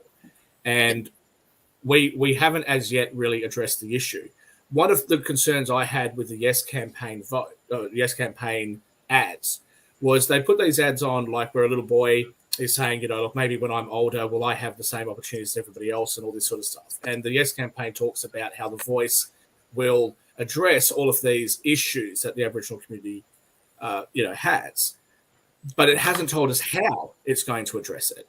Neither is it actually a treaty, which is really, correct if I'm wrong, Steve, is really what they were looking for. Now, we can debate whether they should have one or not, but I think we have to do something. And one of the things that I will just say in relation to those campaigners who would insist on saying that Australia or Australians are racist, or that, you know, we have this racist kind of, you know, history. You know, maybe if you're talking about what happened when England first came to Australia, you might be able to make that argument. I would still actually disagree with it, but you might be able to make that argument more convincingly. But most people who live in Australia today, white or otherwise, immigrated here from Europe after World War I, or more especially after World War II. And they came, they were poor, and they just sort of built themselves a life. We've been a great melting pot. We're the lucky country, even more so in different kind of ways than the United States or Canada has been. So I don't think it's fair to level that accusation that we're racist. And I can certainly tell you that I don't know anybody right now who's celebrating that the no campaign is likely to win. They're just like, okay, cool. So we're not going to go with the Voice, but it still leaves that question: what are we going to do? And that, for anybody who is voting yes, who's disappointed, it's not over yet. This isn't going to be the end of it. There's still going to be other things that they're going to try and do to address the issue. But I think we have to leave the politics aside and come back to, one, do we recognize a problem and want to do something about it? And if we do want to do something about it, what should that actually look like? I think the biggest thing we need to do to actually, and this can be done like internationally as well, with every single different region where there's the native group that are trying to fight for the land, to go back to before white settlement into Australia is just not going to happen. That ship's already sailed. We've got to deal with the situation that we have now. I think the biggest cause of people, and I'm not just talking Aboriginal people here, I'm talking Africans who have migrated here, Chinese people, Asian people, Vietnamese people, South Sudanese, Arabic people, everyone. If they're struggling, generally I'm finding it's because A, they don't have an education, they're struggling to communicate for whatever reasons, and they're not able to be a part of society to be able to get what they need to do. I think a lot of people are relying too much on handouts, and they need to start having accountability for their own actions. And with kids, it's a little bit unfair to use that assumption, because a kid can't turn around and say, right, I want to get an education. But it's up to the parents to get them to the schools. But once they start getting older, once they start getting 15, 16, 17, there's so many programs in Australia to help kids and help young adults to get the education they need to get ahead. I don't personally feel that there's any reasons why we can't get people, adults and kids, into some sort of education system to get them up to speed with everyone else. Of course. So I think the biggest thing is that as a society as a whole, and especially in these minority groups, they need to start getting themselves educated. I am absolutely 100% against the indoctrination that we get in education right now. but the fundamentals of education, basically learning, the basics, the arts, right? It needs to happen. Okay? To be honest with you, I think. So, guys, big update. Big update. South Australia has just been called in the no column as well. So that's South Australia, that is Tasmania. And did you say New South Wales was called? Did someone say that before? That New South Wales is called? New South Wales, Tasmania, and South Australia. And Kim wants to say something. So go for it, Kim. Officially, the No campaign has won this referendum because there is no pathway for them to win if 3 states are already called for the no. Okay. We can't hear you. We're discussing about giving back to the people who originated from your land. One of the things that has disturbed me more than anything is when we started giving land back to the Native American Indians, they got the land with no law. So they own the land and it's their own law in many ways, and they were able to open up gambling casinos. And yet again, that allowed the rich white man to come in and take over again, because that's who had the money to build the gambling casinos, because they could build these anywhere in the United States that their land existed. So they were able to kind of, able to come in and take over. So I think there needs to be some control in this situation. I also believe that if, you do need to educate the people. And I think that they need to be brought up to a level of education that not only allows them to coexist in your society, because they're going to have to, but to sustain beyond that, to actually compete. Not just coexist. They're going to have to protect themselves from people who are going to come in and try to take advantage of them, which is pretty much what happened. Everybody said we gave the Native Americans land, and we've given them a lot. But I will tell you this, we gave them stuff that we take right back. So I think there needs to be control in whatever it is you're trying to achieve. I think the land usage needs to be very, very clear when it's given across. It's like, yes, we're giving you this land to preserve your culture. We're not giving you this land to build a casino, sort of thing. So I think that's something that's there. But also going back, who are we to stop them from having a little free? Because casinos have gone back 60,000 years in Australia. Of course they have. Sorry, that's pulling the piss out of the guy that wrote the book Black Emu. So the other thing, I just want to come back. I just want to come back to the election for a moment, to the referendum for a moment. So Steve and I had a conversation briefly before the show. I won't say what Stephen's prediction was. Stephen can share that with you if he wants to. But one of the issues that we often see in Australia and everywhere else is the sort of urban versus city split. That's much more pronounced in the United States between rural and big cities. In Australia, it seems like it's more so inner city Melbourne, inner city Sydney. Queensland's much more decentralised. Western Australia is much more decentralised. But we have actually seen a very, very big split in the urban versus inner city in Victoria. But I've just seen a couple of results. I won't go through all 151 electoral divisions, but I have seen a couple of results I'd like to get some comments on if I can. So in New South Wales, one of the areas that's actually voted yes is Mackellar. Now, Mackellar is old acid drop herself, is what Paul Keating called Bronwyn Bishop, who actually still voted for the Liberal Party after Choppergate. Anybody have any thoughts or feelings on that? Stephen, why is Mackellar, blue ribbon Liberal area that voted for the Teals in the last election, why are they voting for yes? What's going on with these rich conservative areas? And just very quickly, officially, the ABC called. What's happening? And this is happening all over. This is happening all over the world.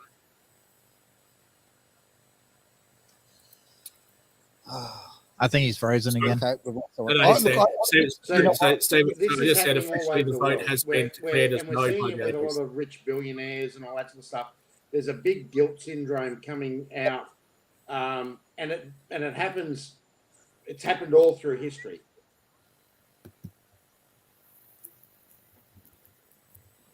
So I'm thinking Stephen's on about a 10-second delay to everyone else at the moment. So when we ask him a question, we'll just give I'm him watching it here. I'm keeping an eye on my phone, believe it or not. That's how I'm actually tracking it. But I'm not sure if you heard this, Stephen. One of the It has things been that I've officially noticed counted. all over the world, it's not just here in Australia, is wherever you have inner white, suburban, predominantly white. bit of white guilt. Keep going. Everyone pause. Stephen, keep going.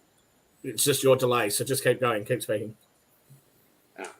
Nothing I can do, guys. Shit internet.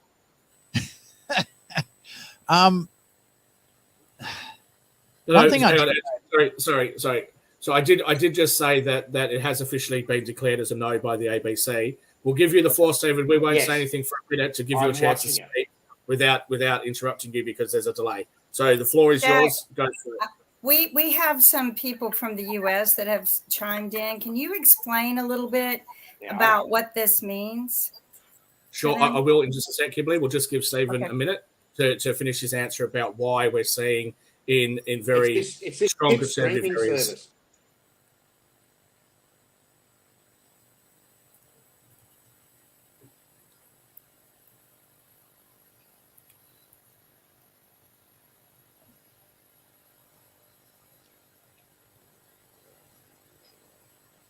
The floor is yours, Stephen. Oh. We've lost him. Okay. Maybe I can help him later fix that. Sure. That would be great. All right. So there is a question for our American viewers. What is going on in Australia with the referendum? What would it have meant if it was a yes? What would it have meant if it was a no? What was actually being proposed? Gentlemen, do you want to start explaining, and I'll jump in after?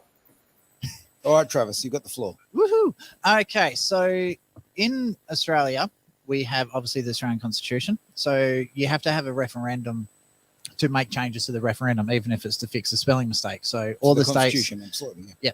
So all the states vote on it, all the people vote on it, and the question that was put to the Parliament was: should the Australian Aboriginal people be constitutionally recognised in what's known as the Voice? So what the Voice is to have, if you listen to the Yes people, it is a advisory panel that will advise the government on any issues that are associated with the Indigenous people of Australia. So that's the Australian Aboriginals. The No campaign is saying because none of the details on how this was actually going to work was disclosed. No one actually knew how this was going to happen. Now, their other argument is not just issues that are concerning Aboriginal people, because everything involves Aboriginal people, from border security, taxation, reserve bank rates, absolutely everything, because they're Australian people.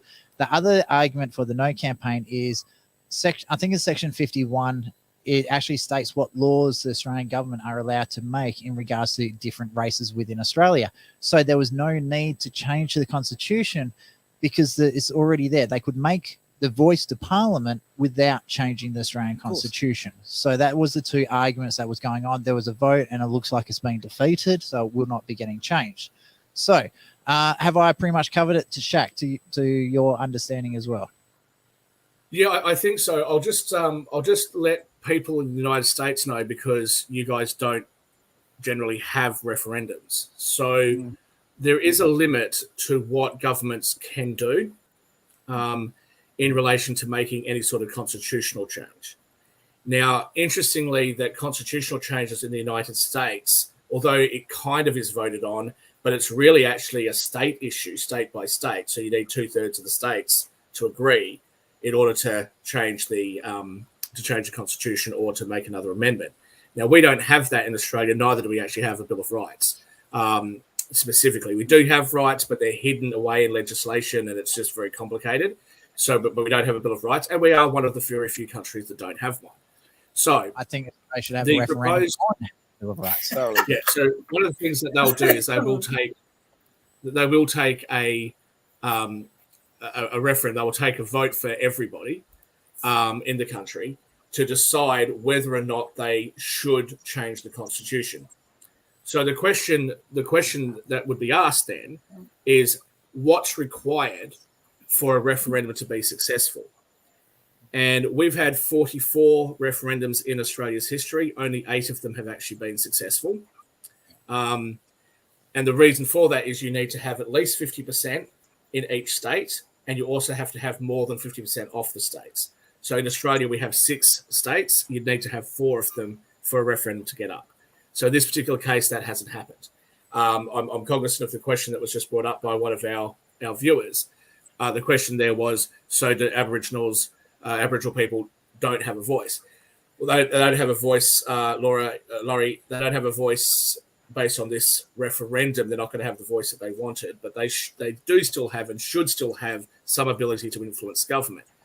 The big 2 matters at play here was the proposed constitutional change and then what the voice actually would be. And I think there wasn't very much detail on that, and that's probably why the trend has gone the way it has.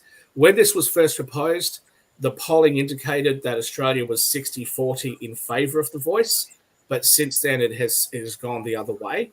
It has become 60-40 against the voice. So the real question, Laurie, as I've been bringing up, is we are going to have to do something. I know a lot of yes campaigners are going to be very disappointed. We are going to have to do something, but I don't know what that something is. But we as a country have to work out what we want to do in our future. Yep. So I want to address, because I love being able to see the comments here as well. And thank you, Lori, for joining us from the U.S. I know it's wee hours of the morning there. But when you say the Aborigines, you're voting on whether they have a voice or not, and somebody said that they do have a voice at the ballot box. Is the ballot box accessible to them? Like, in the U.S., we don't have it very difficult for minorities to get to that ballot box. We don't have those issues in Australia. Also, what you'll find in Australia is almost every high school, primary school, sometimes libraries and shopping centres. Like it's always somewhere that you can be. If you're very, very rural, you'll get postal voting. But also voting is mandatory in Australia. So it's not like the accusation in the United States is that some people's votes are oppressed in order for them not to be voting in the first place. So they try to make it harder for people to vote. That's not the case in Australia because voting is actually mandatory. And in New Zealand, because I was actually looking at the big queues in shopping centres, in New Zealand, you don't actually have to be a citizen. All permanent residents of New Zealand can vote, but it's not actually mandatory. It's your choice whether you vote or not. And someone correct me if I'm wrong. I don't know whether the referendum was actually compulsory or not. It certainly wasn't for me because I wasn't in the country at the time. It was? Okay. It's, even if you're not in the country, it's still compulsory. So you'll probably get a fine out of this, Shaq. I also want to throw. Well, I didn't say I didn't vote. I just said I didn't have to. Yes. Laurie, so let me just address that question. Aren't they a minority group that can be compared to our Native Americans? Look, in some way, yes. I think they're a little bit more unique of a group because of the geographic isolation. They didn't have any other shared cultures. So Native American Indians also are the same, ethnicity as Canadian First Nations Indians. So, I think it's just a different dynamic. One of the other things is because Australia never did actually have a treaty, because we never really addressed the issue, when the British first came to Australia, first of all, the reason why Native American Indians are called Indians is because these great white people from England, there's no criticism, it's just what history is, came to the United States and said, after they'd been to India, and said, look, people who aren't white, they must be Indians. So that's why Indians are actually called Indians in the United States. But they also, when they first lobbed into Australia, they also called the Aboriginals Australian Indians. That's originally what the British referred to them as. So people like me who are ethnically Indian, wow, we get around everywhere. So that was sort of the reason. But we've had a lot of issues, really, which I think is a little bit more unique to Australia comparative to most other countries, especially the US, in that the founding settlers, if you want to call them that, were basically all criminals. So all you had was like the low-class, petty criminal people from England, They didn't have enough women, so they started to lock up people that worked in brothels and things like that and send them to Australia to try to, actually have a bit of a population. And the people in charge of government at that time were just the British aristocrats, right? They were the people in charge. But over time, Australians kind of managed to get their own power and do their own thing. This is not an absolutely accurate historical account, but this is roughly sort of what's happened. So what's ended up happening over time is we have never actually really recognised them. Now, there was a major decision called the Mabo decision, which finally actually gave them some recognition, and that changed the landscape about what they're allowed to do, what they're not, how much money they're going to receive, all the rest of it. And I think this is kind of a decades later kind of extension of that. You have missed a very important key point there. So Captain Cook is a guy who actually declared Australia British, and he claimed under what was called terra nullius, which means there's no civilized people in the land, is unoccupied. Yeah. There's no one living there. So what they actually did, because the Aboriginal people didn't have a written language, they actually classed them as fauna and fauna. So they were plants and animals. So the Mabo case had to go back to the Magna Carta, which is the first case where effectively a piece of land has sued the government. I'm paraphrasing here, because back when they had the serfs, they were actually part of the land. You owned the serfs. They didn't actually have their own rights. So what was happening in the Mabo case is the first time where they've officially recognized them as genuine humans rather than being part of the land.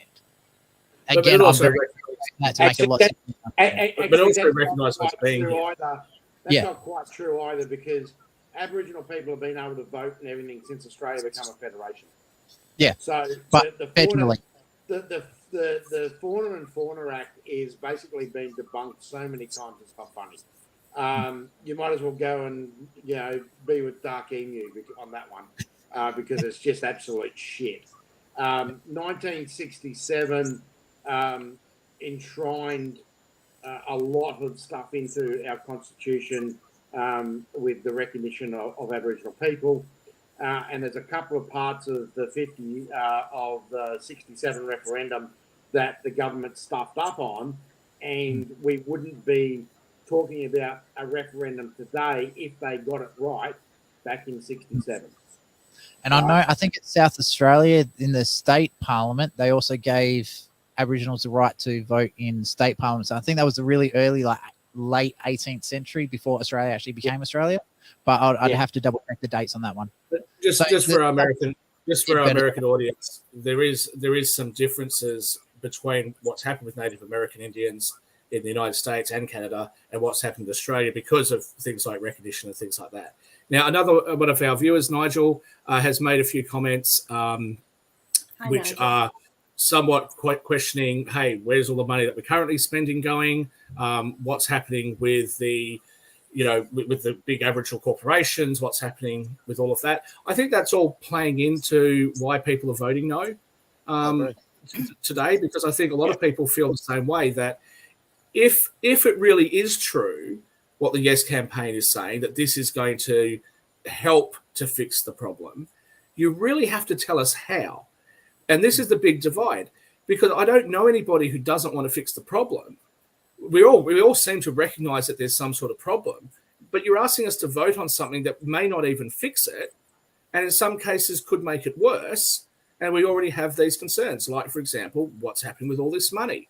Are they going to end up having even more money? Does that mean that some of us are going to be, more divided? Very, very interesting, because when you actually see footage of the Yes campaign, honest footage of the Yes campaign, the majority of them are white. Majority of people that go to those campaigns are white. Now, I actually flew back to Sydney with Warren Munday. Well, not with Warren Munday, he just happened to be sitting next to me. And we flew back to Sydney. It was very interesting because when I got there was a woman there, a young lady there, with a Yes shirt on. He was just reasonably plain clothed. People came up to him and it's like, oh, hey, how you going? Things like that. But one of the things that he talked about was the migrant community. This is a migrant country, and the majority, as I understand it, we'll get the demographic breakdown later, but the majority of migrants have actually voted no as well. And that's very interesting, because you can't blame Australia as being a white supremacist, racist country when you're actually seeing a very, very big percentage of people who aren't white also voting no. So Why? are they Why? being educated properly on what this is about? That's another question, because it's easy to guide people to do things a certain way. So when you're talking about minorities, I mean, again, I don't know the level of education that these people have, but I know in the US it was years before the Native American Indians had any kind of education to even know how to stand up for their rights. And excuse me, but I think that was Captain Crook, not Captain Cook, that came into the country. I agree with that one. And if you look at it, I mean, God, people from Britain, man, they came and just took everything, didn't they? But I'd rather the people from Britain doing it than the people from Portugal or Belgium. True. I think the Japanese at the time would have been pretty bad as well. Exactly. But I think that more needs to be put into understanding why would they even vote no. I mean, it's like you have to ask yourself, why would they do that? Is no giving them more vote, more control or less control? And I agree with Nigel, and I will add to that. You want to solve a problem, follow the money. Spot on. Just follow the money, because you will sniff out the problem right there. So one of the other problems that keeps getting glossed over in a lot of this is Australia is made up of very, very small minority ethnic groups, right? I think the Aboriginals are 3.8% of our population. The people that can truly trace their roots back to convicts is about the same, about 3 to 4% of the population. That's sad. The people that can trace themselves all the way back to free settlers is about the same. And then if you actually break it all the way down, Australia is made up of a lot of groups of 3 to 5% from all over the world, right? So this one narrative that keeps being brought out that, you're this and you're that, and it's the white guy, Anglo-Saxon white guy. Well, no, it's not. Because if you actually break our entire country down, it's very, very small minority groups everywhere. Yep. Right? I have to agree with Steve on this one. And just because a big chunk of us are Anglo-Saxon doesn't mean we all get along. Have a look at Europe for the last 10,000 years. Fuck me. They've been killing each other for decades over bits of land. So that's one of the really unique things with Australia. Like in New Zealand, the Maoris, I forget what it is. It's about 27% of the population are Maori, right? And can trace their way back. It's 13 or 14% African Native American in North America. So the numbers that we're talking about in Australia are really tiny. Because let me jump in on that. Let me jump in on that white person issue, though, because I say this so I'm blue in the face in the United States, but I'll also say it here in Australia. The issue with saying that it's white people, it's, as you just said, white people fight amongst themselves. Yes. But even if every white person in Australia was white British heritage, that still doesn't mean that they are or would have ever supported what happened before. Because again, the people that first came here, and England is still today a very classist society. We're talking about going back a few hundred years ago, where kids were being sent up chimneys to be chimney sweepers that we now make plays and musicals about. Those kids often would die because of it. They would inhale the soot, and it was a very dangerous and dirty job. They send children undressed down mine shafts in unbearable heat to bring stuff out of the ground. So this is how white people treated other white people. The fact that they may have treated people of color very badly, yeah, but that's not because they were racist, in my personal opinion. That's because that's what they were doing anyway. And I don't think it's fair to say to somebody who was poor in England, who came from a very poor family in England, that they're somehow responsible for what the aristocrats did. And just in relation to Captain Cook, I think he was somewhat conned into things by banks. And that's a good question that Nigel asked, just throwing it out there. But how many people are claiming Aboriginal heritage and aren't. I'm not sure how we as a nation can find, but I will say this. How do you prove it? It's like when the United States talk about reparations. There's some things where it's obvious, but what happens if somebody, like our good friend Pocahontas over there is what Donald Trump calls her, right? What happens with someone like Elizabeth or yourself? I've got Native American and Indian in me, but nobody would see it. Blue-eyed, blonde hair. So if we're going to go down the path of reparations or anything else, what are we going to do? Do genetic tests? Because if you do genetic tests on anybody, it's going to come all sorts of different things. DNA test. Shaq, you're going to have to. New Zealand does it, right? To be claimed full Maori, you've got to prove that you're within whatever it is. Canada does it to claim if you're a Native American. I think some of the tribes in America do as well. That we do. To get on the gravy train, you've got to prove that you're 1/4 and no more. They're starting to do it in Europe, right? We're the only country in the world that pretty much you've got to tick a box unless it comes to native title. Stephen. And then when it comes to native title, you do have to prove you're within 1/8. Hang on, look, Stephen. I sit here right now as a woman of colour. A woman? Well, you did dress in drag for the family law court. So. And, we should just be able to identify any way we like, right? Come on. Why would we need to get a financial gain? I mean, come on. Well, you got the boobs for it. If that's what you think, can you take your right hand and repeatedly smack your forehead, right, and then leave the show? So if you But of course you would say that, Stephen, because you're a racist white guy, apparently. You are. I mean, I got to tell you, racist white guy.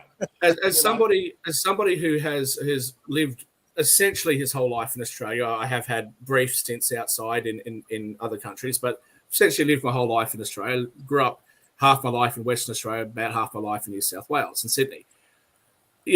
This whole idea of white privilege and white this and white that and white spread, like, give me a break.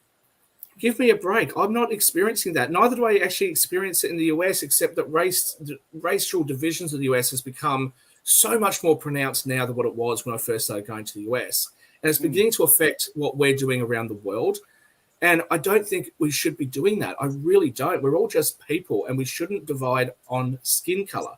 As for the Indigenous issues, or gender, people talk about, privileged by race. Let me tell you something. Being a female has not been easy, even in the United States. It has been a pure challenge in my career, my life. I mean, come on. And you think about this. If you really want to know about taking land away from people, do you know why the witches' trials existed and why they tortured and hung my sisters? Do you know? You want to know why?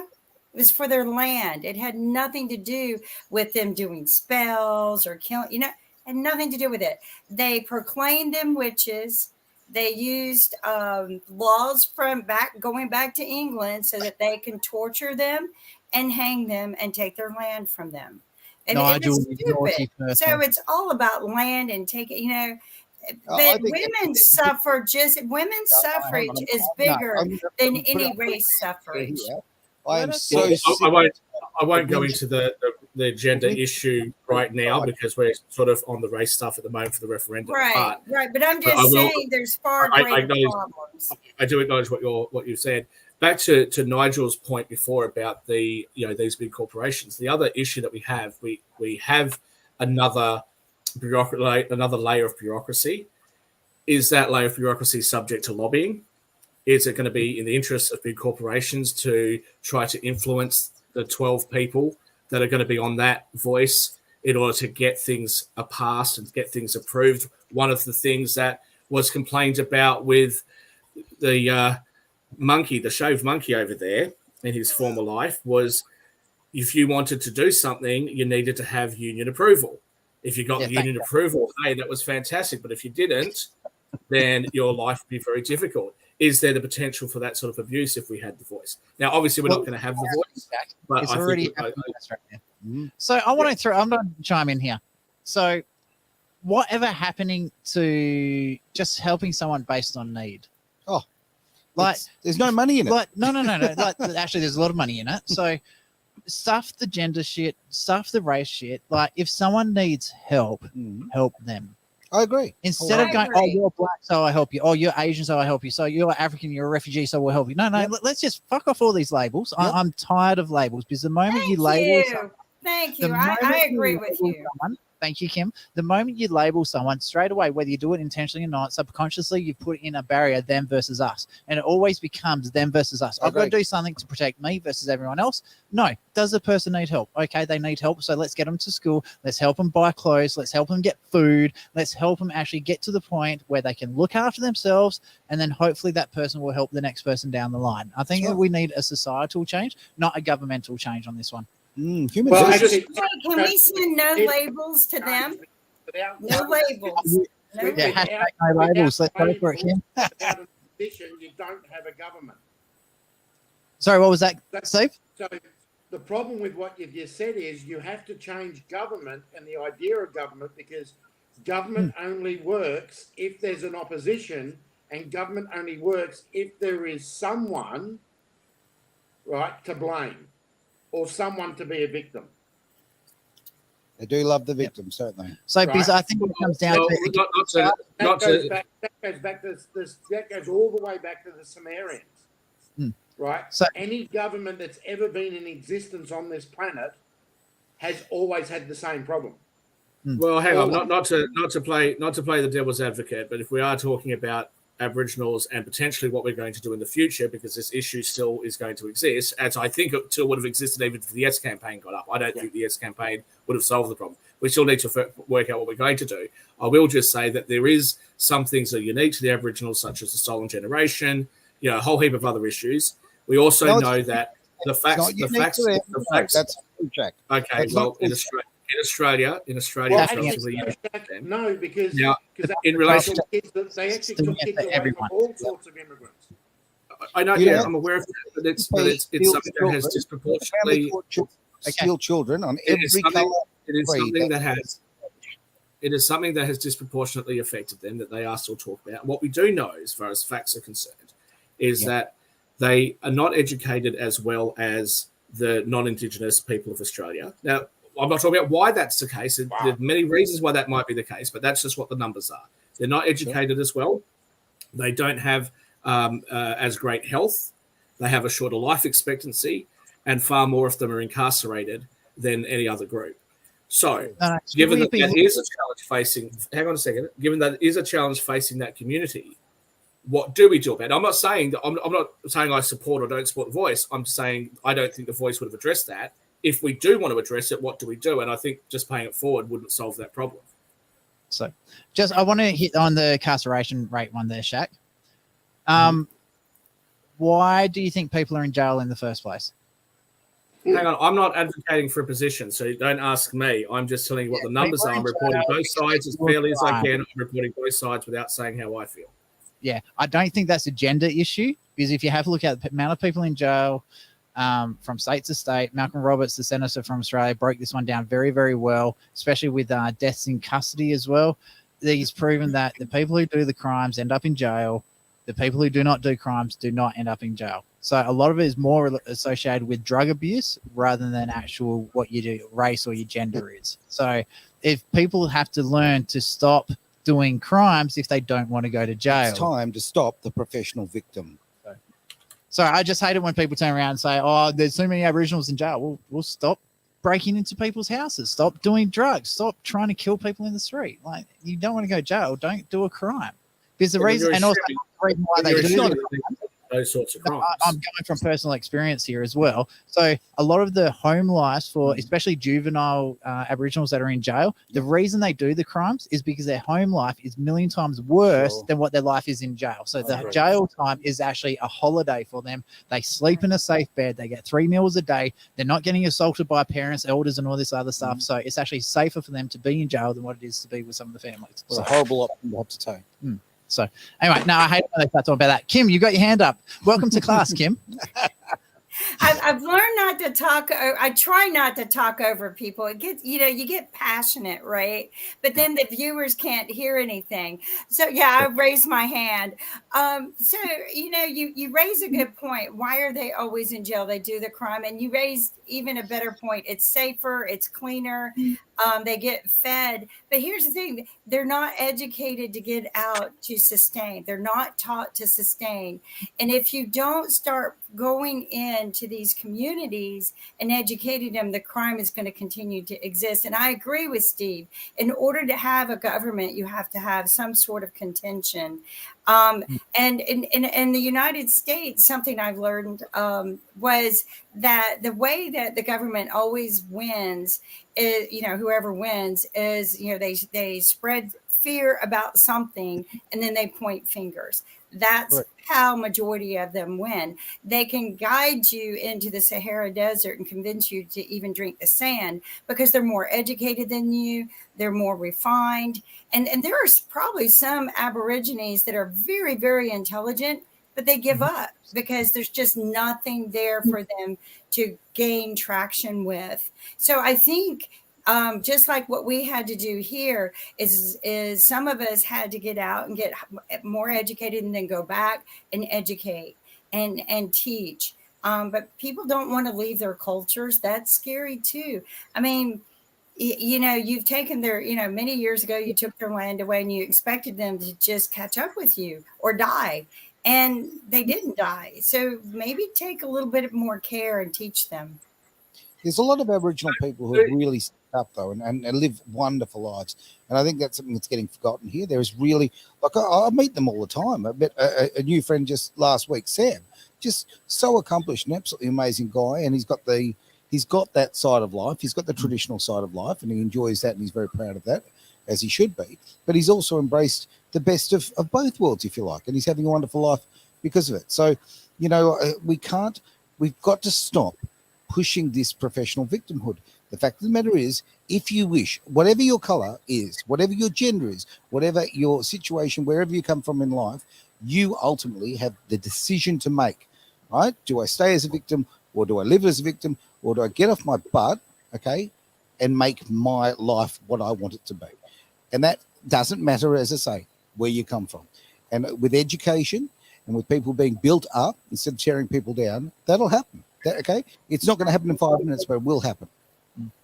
I mean, Well, what I wanna if, come back to the like, first results. time?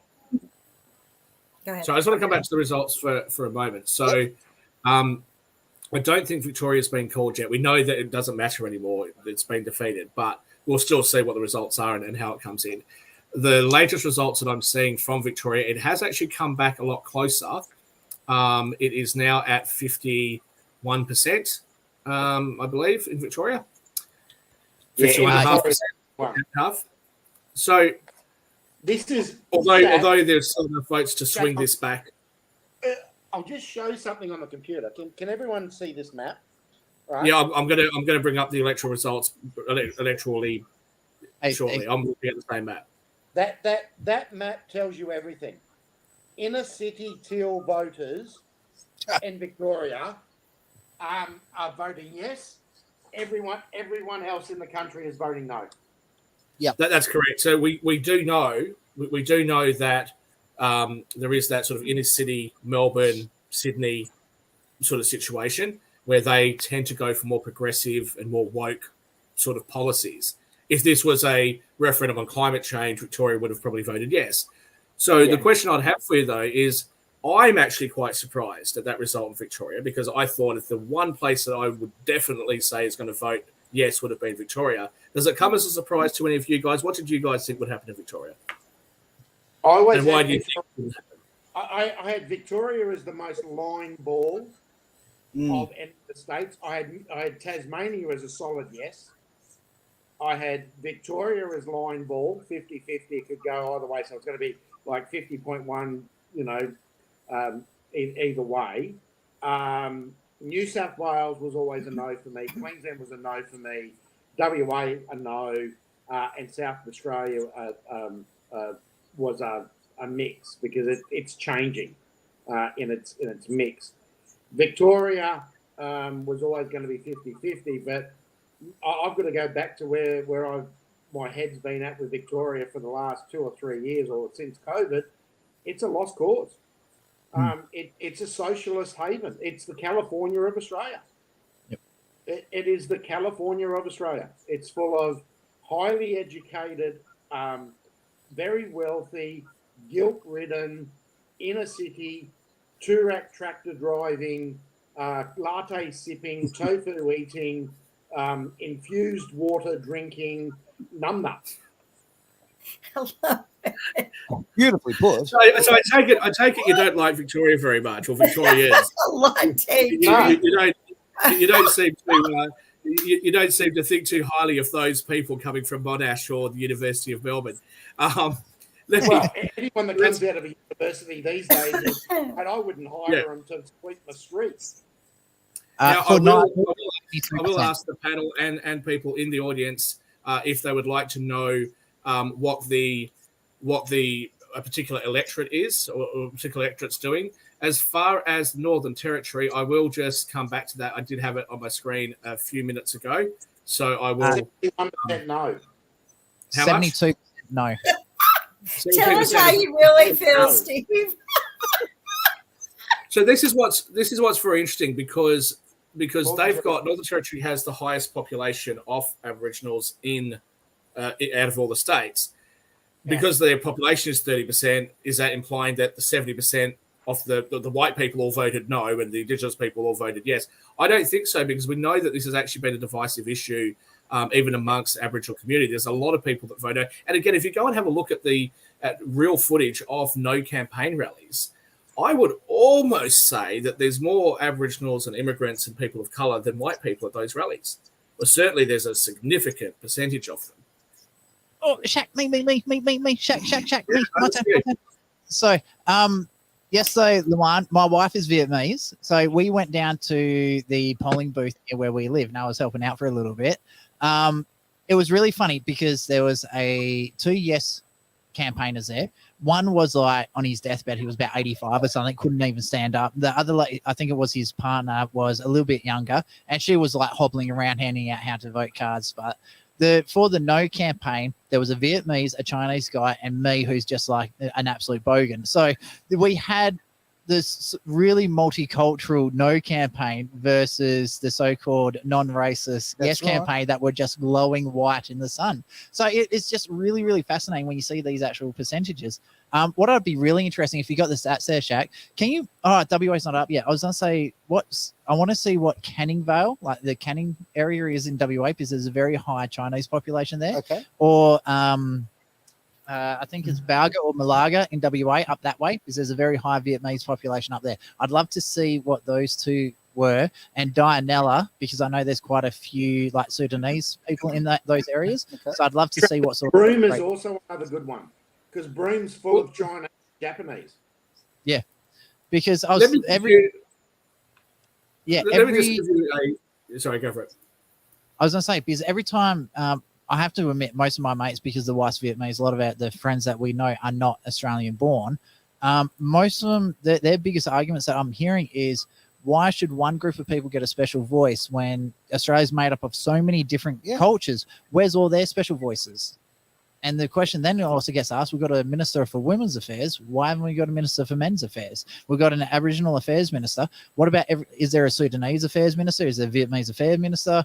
And the Immigration Minister for Australia is more about deporting people, not actually sorting out these issues that are going on within society. So very good point. It's just, I think a lot of the problem is the labelling is coming. Travis, I want a minister for fat, red-headed white guys. Hang on. You've already got the fat acceptance movement. What you're worried about is there's no ginger movement, isn't it? Exactly. That's the problem. You can't have a minister for ginger.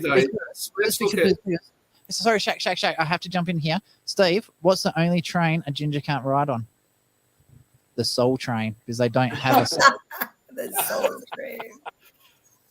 Now, let me just, because I can't answer the question for Western Australia, but I think it'll be very interesting to see what happened in New South Wales. And so pretty much everything, all of the electorates have voted no in New South Wales, except for, I'll give them to you, Cunningham.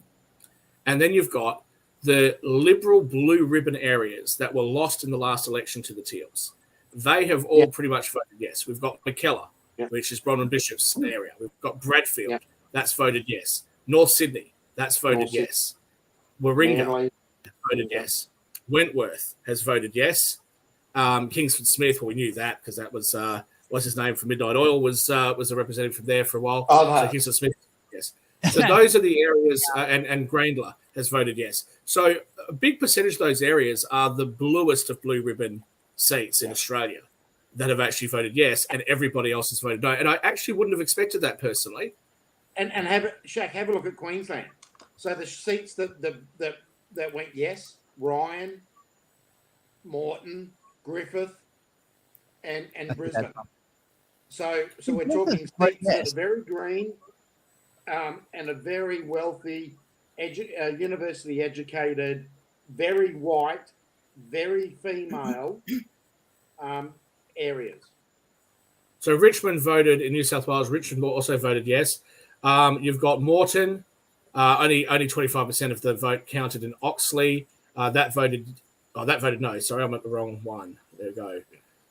So Ryan in Queensland, I don't know Queensland electorates well enough, so you'll have to tell where they are. Ryan voted yes. Moreton voted yes.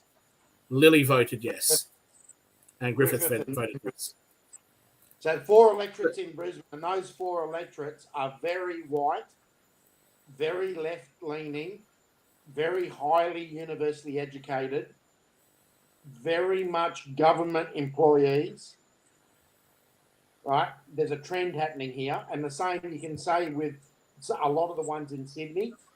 A lot of those electorates are very white, right? Very university educated, predominantly female. Sorry, Kim. No, facts don't lie. And predominantly government jobs.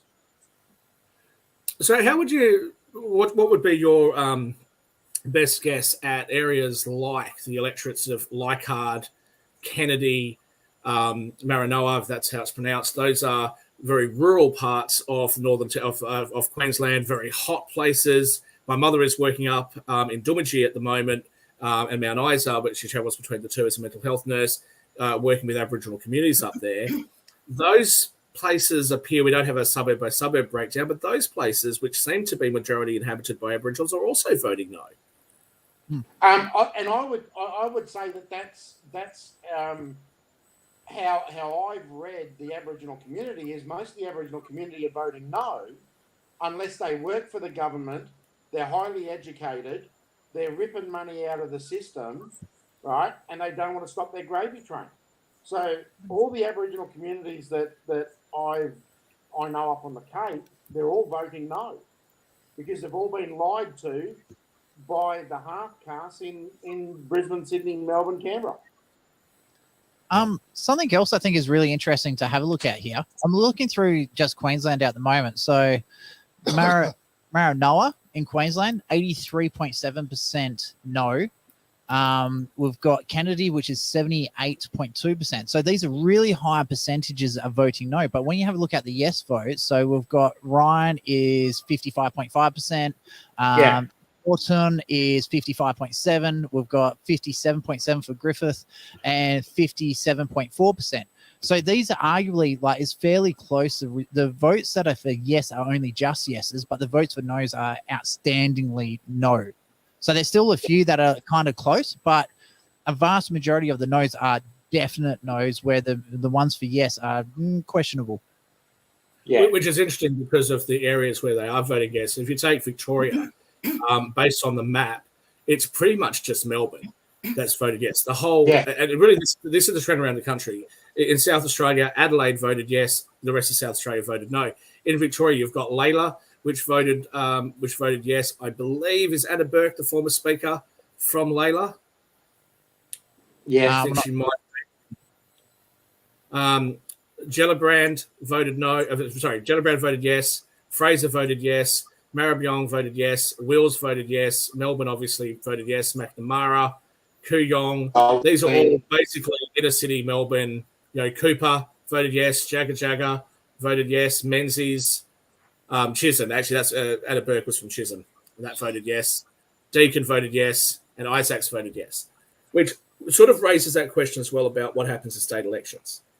We know that the Liberal Party, there's a bit of contention with Labor in Victoria at the moment. The Liberal Party has sort of really dropped the ball in Western Australia at the state.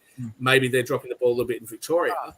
But this also asks the question, you've got the city people voting. They outnumber the rest of the state. Is that a problem?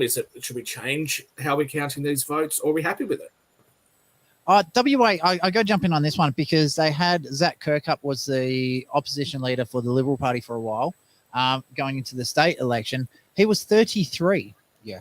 He was too young. He was a child. I don't think he shaved He was regularly. a sacrificial lamb. They threw him under the bus. Like, I hope he's actually genuinely good. So then they had the by-election for our premier when he stepped down for Rockingham. The person that they put in to challenge Mark McGowan's seat, I think he was 21 or 22, Peter Hudson.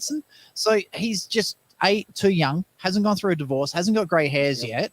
Like, how can people, knowing what happened previously, they want someone with a spine behind them, someone who's actually going to stand up and do the right thing, and they're putting children in to fight adults. So how could anyone in WA actually vote for the Liberal Party when they've got children running the party?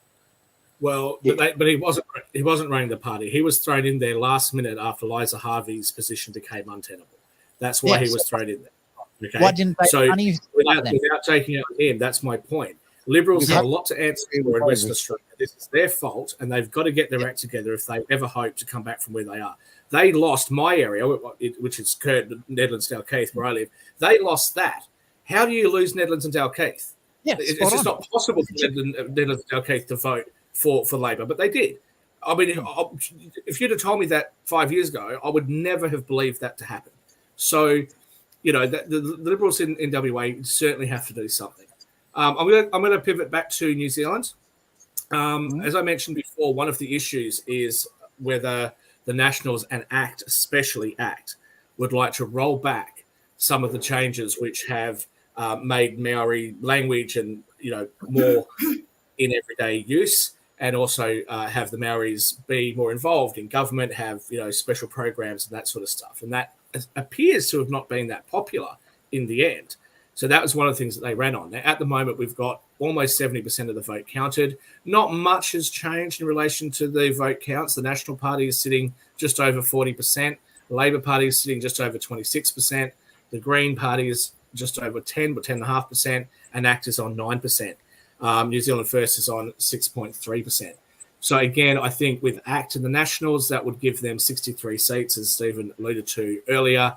What's interesting, though, is it means that Winston Peters actually doesn't really get to be a kingmaker anymore, although he probably will throw his vote to the Nationals, I would suggest. Just a quick question on that one, Shaq. Yeah. New Zealand First Party, would they be more likely to go with the Nationals or the Labor Party? So New Zealand First is Winston Peters' party. He was actually the person that got Jacinda Ardern over the line in the first election. In the last election, she got an outright majority, which is quite rare in New Zealand. And in this election, there was a question about whether or not there were too many minor parties and that his votes would have to actually come in. But if ACT is going to give it to the Nationals, you don't need Winston Peters. So therefore, he probably would have given it to Nationals this time, but he's unpredictable. He's going to do what he wants to do.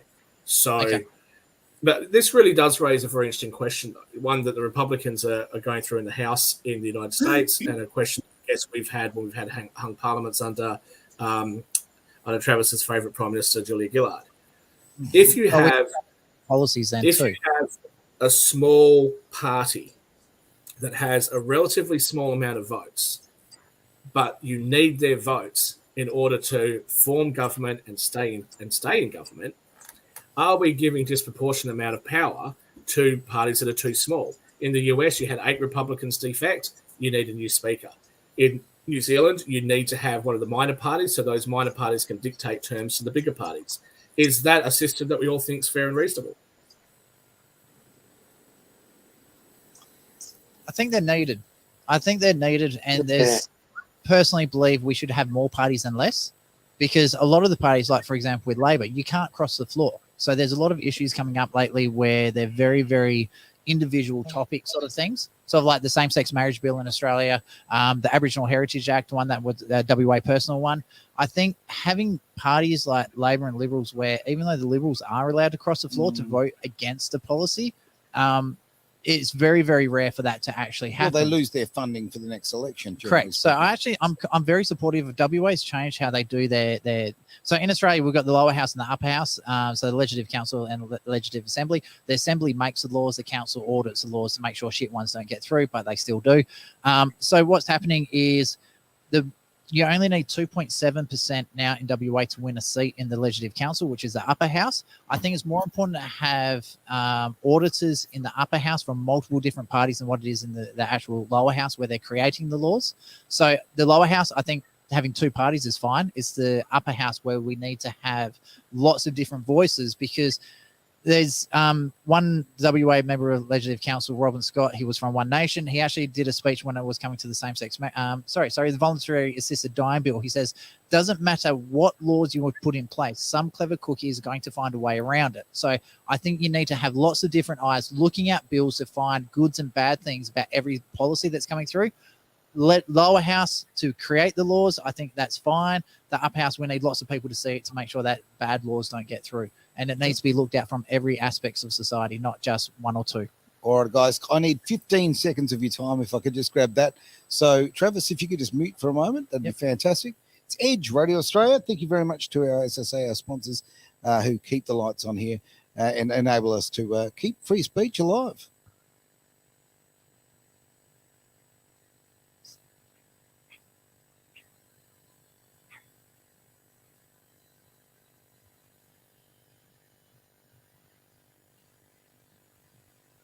And we're back. Look at that. Easy as that.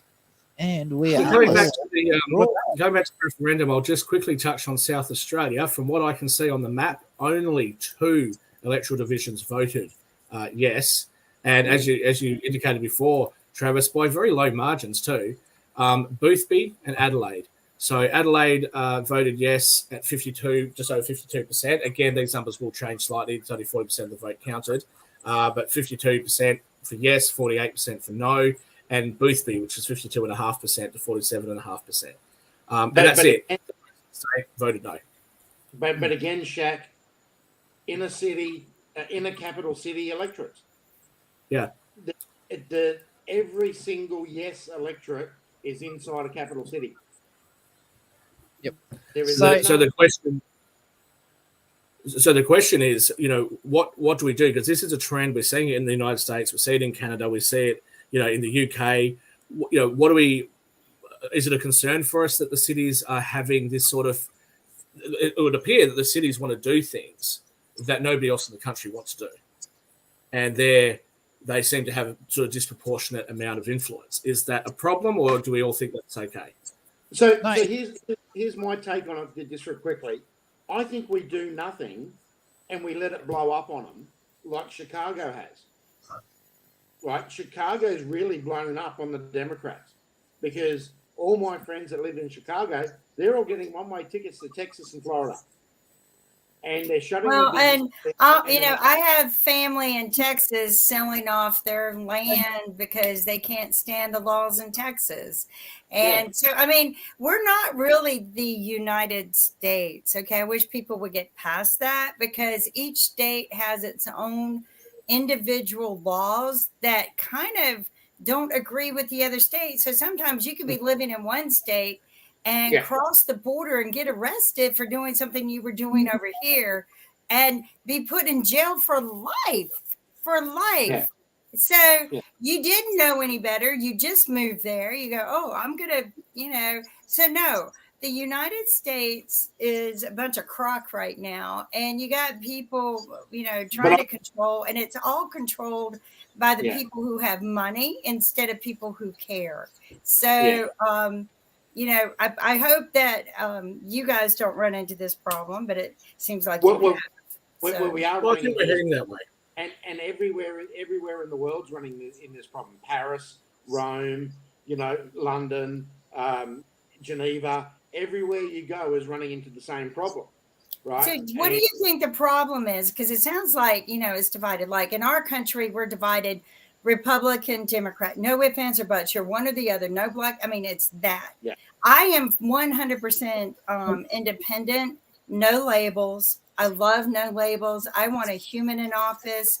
I will not vote a party ticket. I will vote for a person.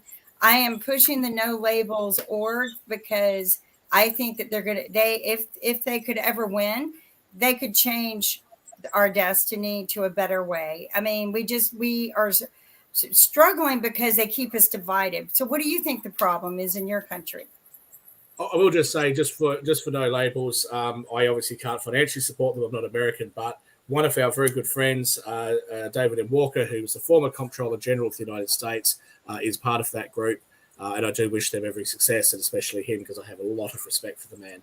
Look, I think that there is respect for David too, but I will tell you this: Israel lines the pockets of all of DC. I mean, I just had a conversation with someone today, and Israel supports every one of the campaigners in Washington. But so I'll just yeah, but that's Australia, New Zealand, the UK, and it has done ever since the vote to put them back into the homeland.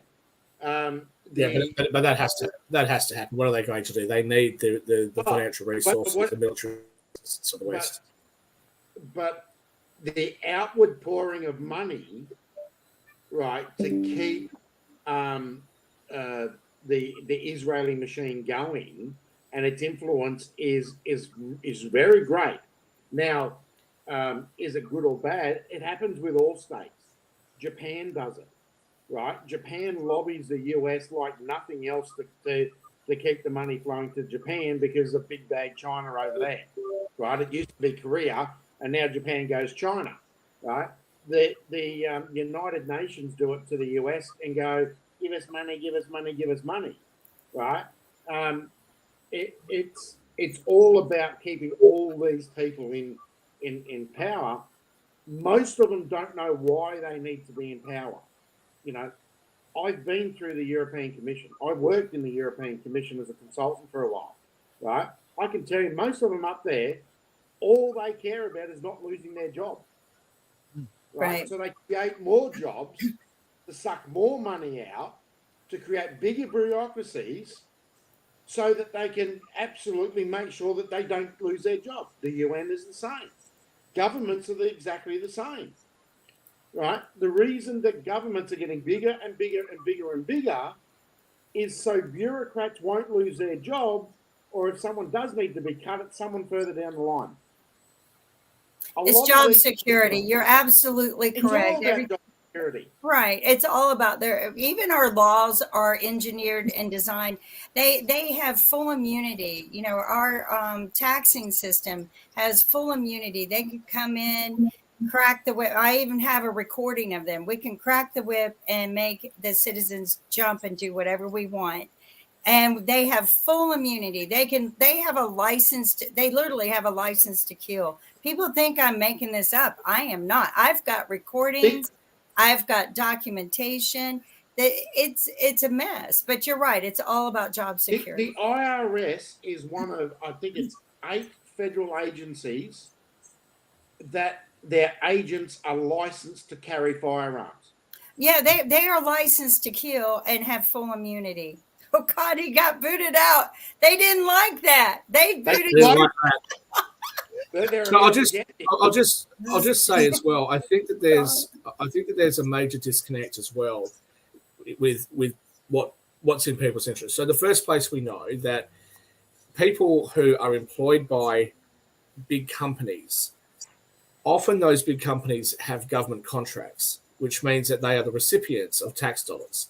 So for them, and I would do the same thing if I was in their position, I would want there to be higher taxes and more government regulations, because if I'm able to get my hands on that money, then hey, it's in my interest to vote for a party that wants bigger government, even if I don't agree with all of their policies, just because financially it makes sense.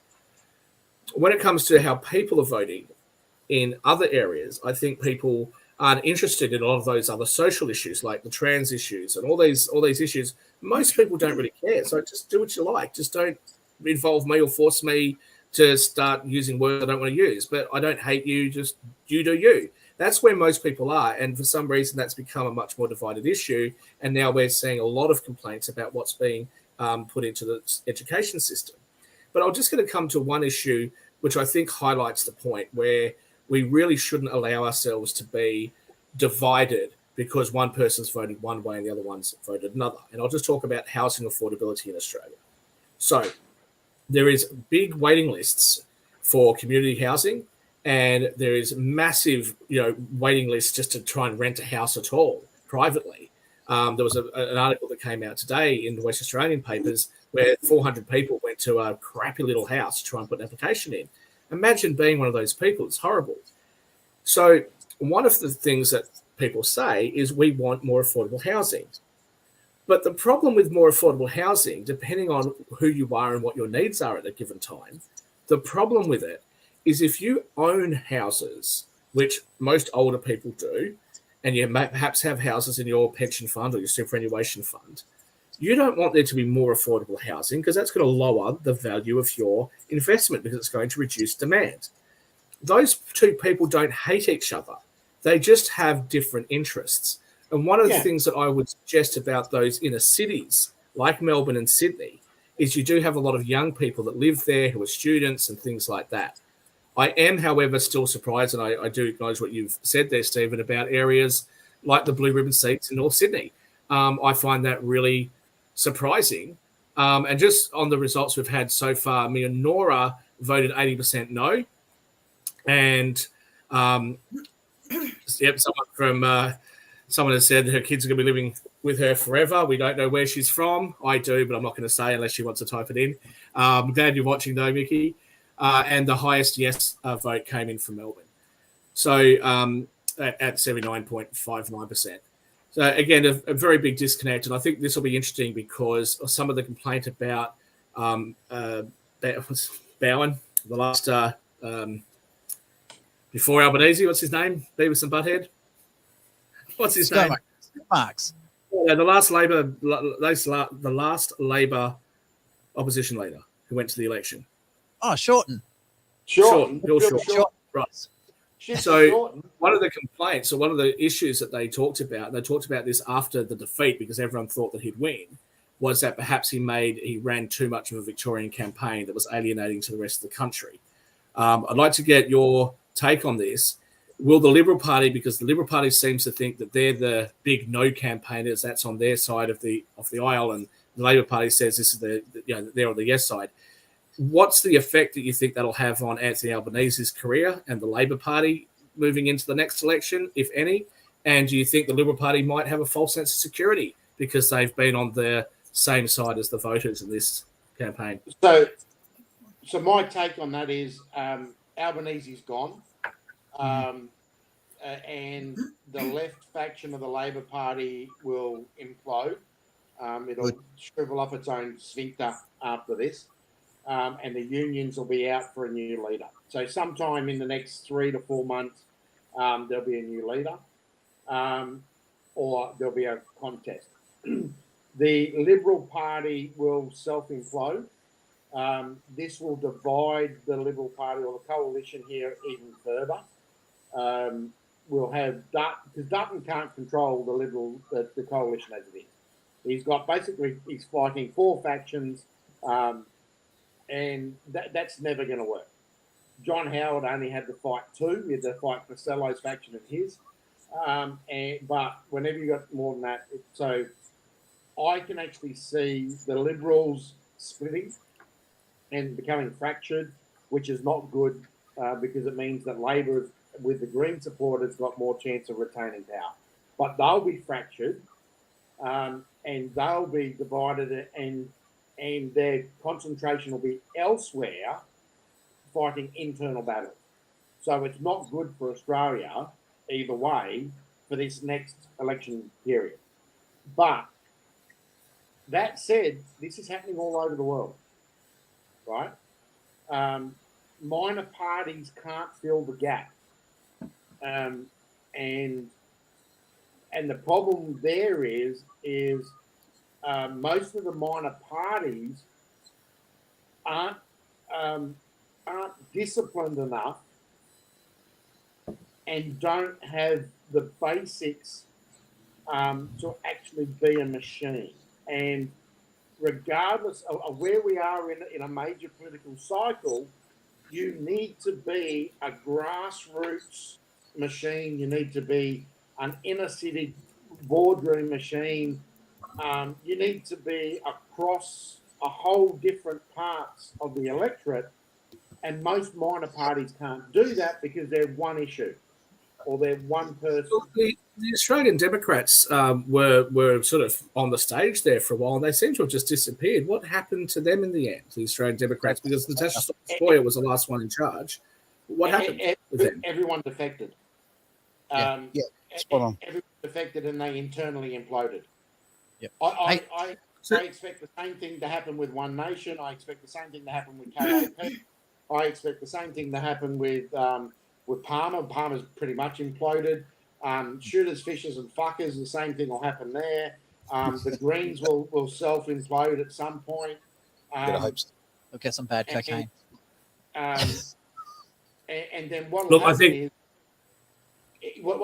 the Greens will be all right because they have enough international funding from all those big lobby groups internationally. Yes, true. That's why we see some of those ridiculous proposed laws, and not just in Australia, but in New Zealand. Why would you put tax on sheep? What will happen is the Greens will divide themselves into 2 or 3, greener or green. So it'll be light green, dark green, and fluorescent green. So the Nationals Greens now. And then the watermelon, you mean? The Nationals will shrink up their own sphincter because they're in the regions and the regions are dying. So let me come in on a couple of main points you made there. So I just want to get your sort of quick sort of analysis of this. So you've said that you think the Labor Party will become a bit divided. They'll probably oust Albanese. Just so you guys know, in the United States, because we don't directly elect our Prime Minister, it's actually up to the party who the leader is, and that person can be changed by the party. So like with Donald Trump, when he was the president, if the Republicans didn't want him there, they could have removed him without there being a vote because he's not directly voted by the people. So that's what happens here in Australia. So you're predicting that Anthony Albanese will be out. Who do you think is going to replace him, and what do you think is going to happen with the Labor Party division? One's going to become more conservative, one's not. The same question with the Liberals. I think they've already kind of split for a while there between the more liberal part of the Liberal Party and the more conservative part of the Liberal Party, and to a lesser degree, the effect that's had on the Nationals, which I think the Nationals are more representative of farmers and people that are outside of metropolitan areas. So, what do you think those divisions are going to look like? Let's start with the Labor Party. Okay, so with the Labor Party, we're going to really see the division of socialists and what they call their centre-right or moderates, right? We are going to see very distinct groupings out in the public. And we're starting to see that because of Richo, the way that he's moving, Stephen Conroy, who is just a slimy weasel, the way that he's starting to talk. We're already starting to see that they're taking positions now, right? So that'll happen. Now, that doesn't mean that the Labor Party love to win and be in power more, right, than they hate each other, right? So a good friend of mine once said to me, you, in the conservative side of politics, have no idea how to hate. If you want to know how to hate, join the Labor Party and join a faction. Okay. Because we hate ourselves more than you. What we hate is losing to you. That's any political party. They're nasty. They're very nasty. My thought is, how long will it be until Tanya Plibersek steps up as the new leader of the Labor Party? I think about 2 days. You reckon that long? Yeah, I don't think Albanese will make it to the weekend. Hang on a minute. It's not. It's 7:42 over here. 7:45. She'll put her hand up. Yeah, I think she's already put it up. They've just kept it under wraps. I reckon she's already told Albo he's gone. Yeah. Hey, Shaq, I just want to go back to the question you were asking before about the difference between the inner cities and the country. I grew up in Geraldton, which again is a country city. So the biggest difference I found living in Perth versus living in the regional areas is we only had 2 TV channels. Sure. So, and one was GWN and the other one was ABC. So what happened is when you watch the news, it's about country events, what's going on the weekend and all this sort of stuff. You have a look at the news in the city and it's just hate, propaganda. The media in the city is just full of shit. So when you have a look at what people are voting for, the media is totally different to what you get in the country compared to what you get in the city. Now, I can't remember if it was you, Shaq, or Steve was talking about a lot of the big corporations, they're just trying to secure their jobs. The thing is, in the country, it's exactly the same because the farmers, the people living in the country areas, they're just trying to secure their jobs. They're trying to keep their house. They're trying to feed their kids. They're trying to do everything that they can just to survive. They don't have time to get into all this woke gender issues and all that sort of stuff. They like, just educate my kids, let me work and earn an income and move on. Where the people in the city, they have to create issues that they have to then create a lobby for or a investigation group. They've got to find a problem to maintain their position. So I think a lot of it is exactly the media is a large proportion of the problem why the inner cities are so woke versus the countries. And this is a great reason why Pod TV and Edge Radio Australia, please like, subscribe and share with all your friends, all these channels. Absolutely. So yeah, we need an alternative media that actually talks truth and swears You a want little to bit talk and be about blunt. you want to talk about the country though. I mean, look, And has Kim on our station. Kim's fantastic. I tell you right now, but if you want to find out about the country and you're the common sense, about what goes on, just go and try and milk a bull. All right, then you'll know.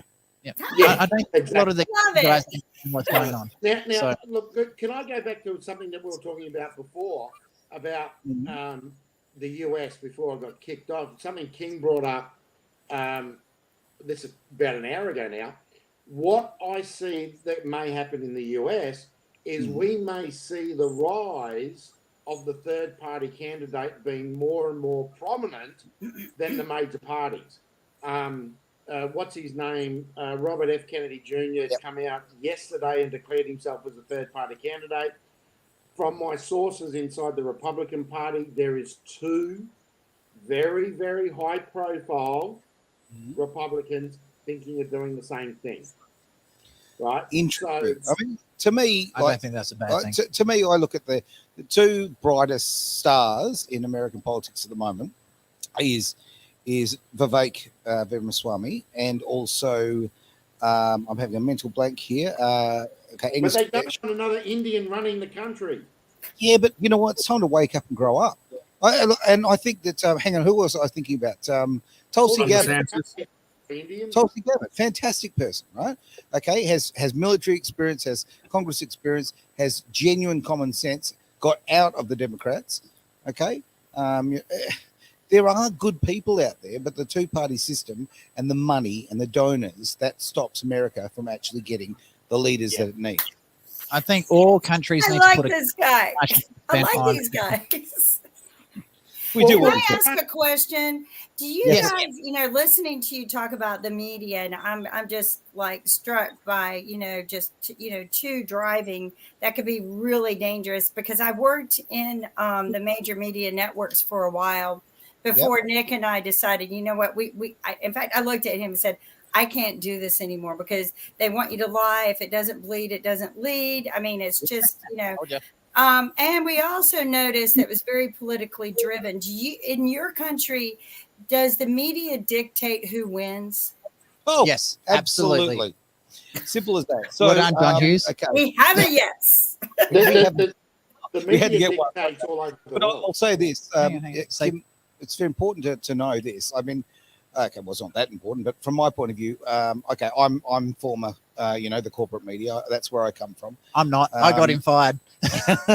I was never fired. My position was dissolved. No, that's true. That's not a story either. I literally called Alan Joyce anal Joyce, and then you got fired. Yes, best thing that could ever happen. Because you know what? People have to stand up against this ridiculous control. And what we found is in our particular case, I was operations manager of a station here in Perth. Been in the game in and out for years, or as this sort of game does, and the political pressure coming from, not pressure, the complete utter control coming from the Australian Labor Party was just it didn't even try and disguise itself. It was ridiculous. So that's why we went out and we thought, no, Okay, let's go out and be independent, and let's do it properly. That's how that's radio what we was born. did. I commend you guys because it takes a lot of strength to do something like this and go against the mainstream media networks. That's what I looked at Nick, my partner, and I said, I don't want to do this anymore unless I own the network because they are just, making a mockery of the people. They know what they're doing. They know how to guide them a certain way. I don't know about your country, but pharmaceutical pretty much owns our networks as well as the government. So it's all pharmaceutical driven as well. So I won't allow pharmaceutical ads on our network because of that. Do you want to hear something Well, a little bit? we do have that in Australia, but it's not like the United States. I was gobsmacked when I went over to the US after that law was changed, and the amount of disproportionate power that the pharmaceuticals in the US have on the healthcare sector and on the country generally. I'm not used to seeing that, actually, not just in Australia, but really in any other Western country. I'm not used to seeing it. I think the United States is reasonably unique in that, where they have got influence in other countries, it's a little bit more hidden. I just want to ask a quick question as well to the guys, though. Obviously, we already know what the result is. It's going to be no, but Western Australia hasn't started releasing the results yet, but that should start trickling in the next 15, 20 minutes. I'm just curious what you guys think is going to happen in Western Australia based on what we're seeing everywhere else in relation to each electorate. Is there any electorates that you guys think will vote yes? And if so, which ones? Fremantle. Yeah, you went near Curtin probably to a big extent because they're so there's all that white guilt through there. Anywhere that has a decent mix of migrants is going to vote no.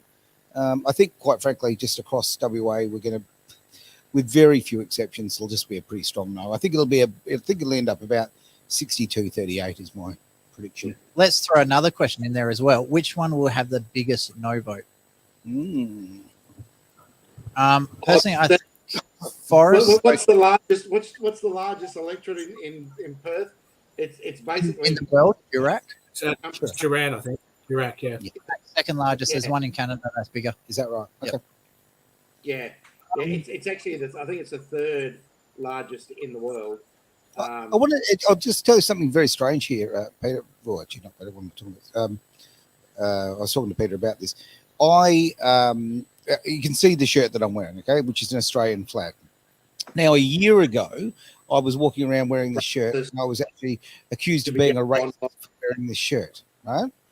And Shaq and I are often in competition with how loud our shirts can be, and we like our Hawaiian shirts. I've got a new one. Got a new one today. Your ass this week. You look beautiful, my friend. Let me tell you. I can't even see the screen right now. I saw you. Thanks you. I was watching you. But It is the pink month. Absolutely. Now, but the thing is, a year ago, I was told how racist I was for wearing this shirt. I've been wearing this now because I'm actually running for mayor here in Wanneroo. And so I've worn this to a few events in the last week. Everywhere that I have gone, I have had nothing but positivity about my shirt. Things have changed. The racial balance and I don't know, we're just tired of all the virtue signaling, I guess, has changed over the last 12 months and stuff. I haven't met a single person that is a yes campaigner or someone who's supporting the voice in WA. Oh, I seriously think that it's going to get flogged. It will get absolutely flogged in WA. No, well, they've told me outright that I'm a white supremacist and so forth. Yeah, so I can. I'm not leave that one alone. But anyway, but it's a little bit to the point where it's getting scary. How I fear for the mob mentality.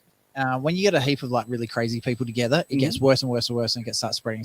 So my big fear is that with the no being so overwhelming, someone needs to buy that shirt.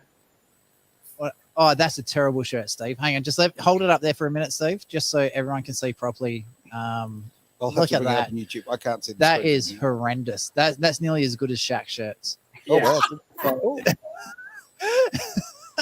So what I worry is that because the no vote is going to be such an outstanding no in WA, I genuinely fear that it's going to go too far. No, so I it's I do. I've met a lot of idiots. Hey, Travis, what about this? Because you're 2 hours behind in voting, Everyone Three out there, hours behind the East Coast. depending if you're in Right. 2 hours from Brisbane, but 3 hours from New South and Yeah. Victoria. Yeah. No, So, you guys. Queensland doesn't matter, so it's so 3 hours. So WA's been listening to our radio show.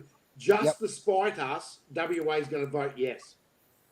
Yeah, Well, it doesn't everyone, matter anyway, just so- to spite us and just to put it up us, everyone's going to go and change their vote to yes. No, that's Well, just I not can, going to I, happen. can, I can tell you now there is no possibility of that happening. And what I will say, which I think is going to be a little bit different to the other states, I agree with you on Fremantle. I think Fremantle will vote yes. But I'll rephrase that. If there is anywhere that is going to vote yes, it would be Fremantle. But then I just said before, if there was ever going to be a state, I know what you said about Tasmania, Stephen, but I really put it down to Victoria. Victoria was going to vote yes. I got that one wrong. I'm always wrong about these things. If anywhere is going to vote yes in WA, I think it'll be Fremantle. But I don't actually think it's going to be Perth. I don't think Perth will. I think it'll be probably the only capital city that doesn't. And I just base that on the areas that are around Perth. Those areas are not sort of as you described it, the latte cafe drinking culture of Victoria or inner city Sydney. It's not like that in those areas around Perth. Those suburbs just north of Perth, just south of it, like around that area. I'm not sure that Perth will vote that way. Curtin, I don't think will, which covers, the inner western suburbs of West Australia, north of the river. So I think that'll be a no. And as for the others, yeah, I would be surprised. Maybe Swan, maybe. But see, they're a bit disheartened because of what their MP did. Resigned, then goes up and gets a job with the mining companies and then becomes an advocate for the voice. So I think that'd be a bit disheartening there. I think what's happened, there's been, especially with the WA was effectively the state that started leading to the swing from everyone voting yes to everyone voting no, because they realized it was called the Aboriginal Heritage Act. And that was an absolute dog's dinner that was run by WA Labor Party. Mm-hmm. And that was just, it was shit. It was bad. They had 2 years to get ready for this thing, and they still asked it up on day dot, like to where to go when it actually came into effect. So that gave a really good indication of, doesn't matter what they do, if the yes vote got up, whatever they went to implement was going to be a dog's dinner. Again, the NIAA was a dog's dinner, the ATSIC was a dog's dinner. There's been all these different governing bodies to help and improve the life standards of Aboriginal people through history. This isn't the first time this has happened. We've had multiple attempts, and it's just showing that Labor still has not learnt their lessons on how to fix the issue.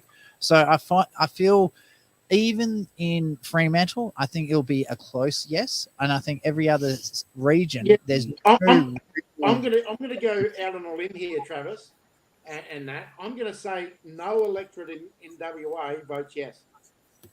That'd be amazing. Well, yeah, I wouldn't be surprised. I think that's probably likely. If there is going to be a place to be Fremantle, I don't think anywhere else will.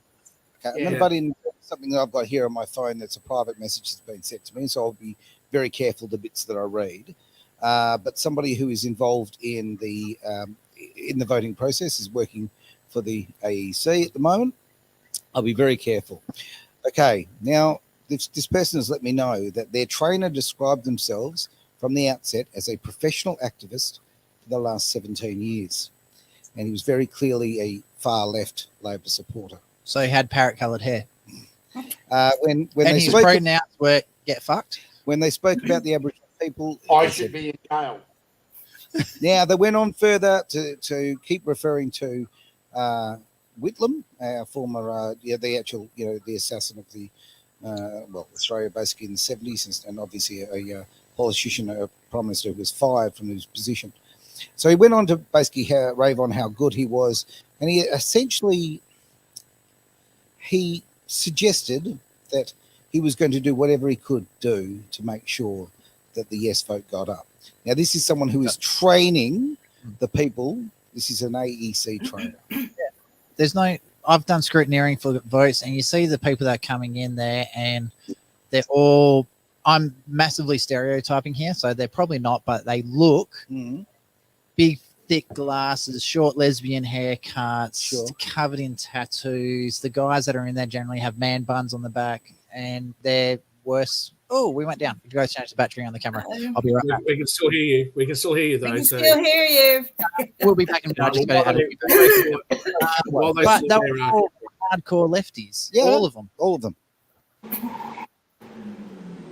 well, look, people who are involved in elections, people who go to, other than Stephen, well, actually, you guys are more political, but for most people, you never go to a Liberal Party, your local chapter meeting, or your local Labor Party meeting. People don't go to them. So those people that do go there are activists generally, and they're the people that are involved in the political conversations and shaping politics around the world. So, 5 seconds. Sorry. So they're the people that generally are involved, and that would also include when elections are being tallied, the people that are interested in that in the first place are often going to be people that have one view or the other. Now, the US way of trying to address that, other than the 2020 election where COVID was around, there was all sorts of dramas and allegations made in the US, which we're not going to get into here.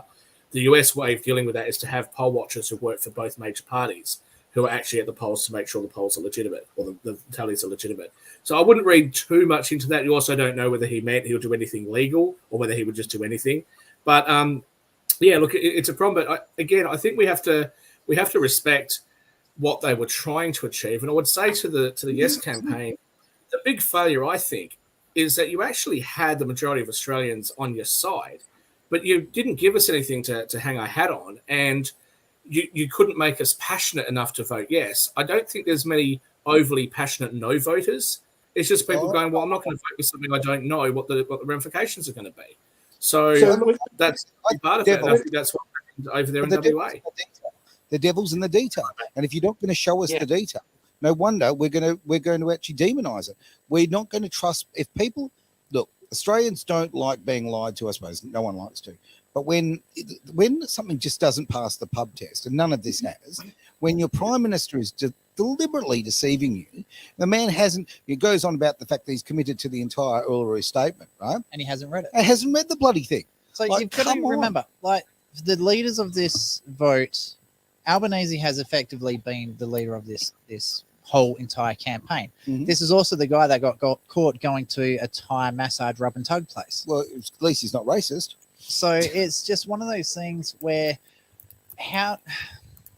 most politicians are seedy as anything. Like we already know that. There's only a very small handful that are good, genuine people. When you've got your leader getting caught going to prostitutes, he's openly says that he hasn't read what he wants you to vote for. He doesn't. He says he's going to commit to it in full, and then says, "Oh no, it's just one page." When the people who actually wrote the document turn around and says it's 18 pages long, there's all these regulations in there. There was no confidence whatsoever in whether this is going to go ahead or not. So to say I'm surprised that it is failed, I'm not surprised at all. Yeah.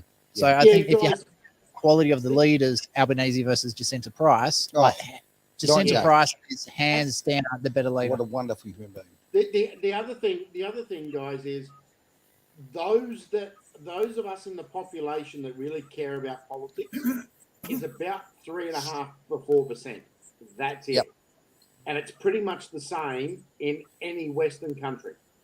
I know it's pretty much the same in the it's actually more in the US, but in the UK, in Europe, in Canada, in New Zealand, those of us that watch politics and follow politics, it's let's be generous and say it's a hard 5% of the population, and we know it's not. Right? Politicians think Twitter's real, right? That's how dumb they are, right? And it's not. The problem is Albanese, all our leaders, including Trump, including Biden, and Trudeau, Ardern, Hipkins, or whatever his name is now, Sunak, Maloney in Italy, they all always speak to their tribe inside that 5%. Yep. And the problem is 95% of the rest of the population are so disengaged and think anyone who's involved in politics is corrupt, right? That we're going to see a lot more of these hard no results. Vote Aaron Malloy for mayor of Wanneroo. If you want to donate, send the money to. Exactly. Do you see the $500 million yacht that somebody got from the charitable donations to the Ukraine war? Oh no, I did not. So this is why I still think that all political donations, like if you're running a campaign, each seat and each party should be capped on how much you can spend. Thoroughly agree. And there should be no tax deductions, no money back from the ATO. I don't know if in America, if let's say I run a campaign and I spend $10,000 on my campaign, can I claim that back off the government? Shaq, you might need to answer that one. So, actually, I think my partner can because he does all that kind of stuff. I mean, I do a lot of tax work. I don't know that I think that there are some limits of write-offs for donations, but you have to be very, very careful. And you don't want to get audited. So that's another area. I'm going to show some age here, but I worked on the Ron Paul campaign back in 2000. I'm just going to very quickly interrupt you guys. So in relation to New Zealand, the New Zealand has actually called this election already. There's 86% of the vote has been counted. At the moment, the Nationals have got 50 seats, not 51 like they had before. The ACT party still has 12. So that's pretty much what it looks like. They're going to have 62 just between them. And New Zealand First will probably put their votes to the Nationals. So that'll give them an extra 8. So that'll bring them up to close to 70. So that's a done deal there in New Zealand. Very interesting, though, the Labor Party, which we can discuss again after in a little while about Jacinda Ardern, her policies and some of the issues facing New Zealand. But the Labor Party, it's a pretty big defeat, isn't it? 26%. They had a 20% swing against them. In fairness, she had a mammoth landslide victory, so it's hard to repeat that. But that's a pretty poor result, 26%, I would suggest. I can't believe they didn't get in with her wonderful endorsement. Jeez. So just out of curiosity, how much was not the last election, the election before? What was the percentage for Labor Party in New Zealand? Do you remember? I seem to remember it being in the 30s or 5. Was it 46? It was because to get a majority, I think you need 46% above is the maths. No. She got more than 50% in that last election. Are you talking about the first election or the second? She got 50% of the seats, right? She didn't get 50% of the population. Yeah. Okay. So not the one where it was the landslide win. This is a strange thing in New Zealand. I forget what it was, but it was a landslide. Basically, say she's halved the vote. Okay. So I'm just saying, from a normal election, then she had a landslide win, and then to now, what's the difference between the normal election and now? Has she gone down from where she's standing? Hugely down. So she's been absolutely flogged in this election. So the rule of thumb, and it pretty much is guaranteed all over the place, except the US. The US is a bit different here. But in parliamentary democracies that we have, Australia, Canada, New Zealand, and all that sort of stuff, the rule of thumb is you pretty much need 40% or more to rule in your own right. Right? Yep. Albanese was able to rule with the Greens, and that's because they should be in a coalition, so they were in the mid-40s. Right? So then you end up ruling in your own right.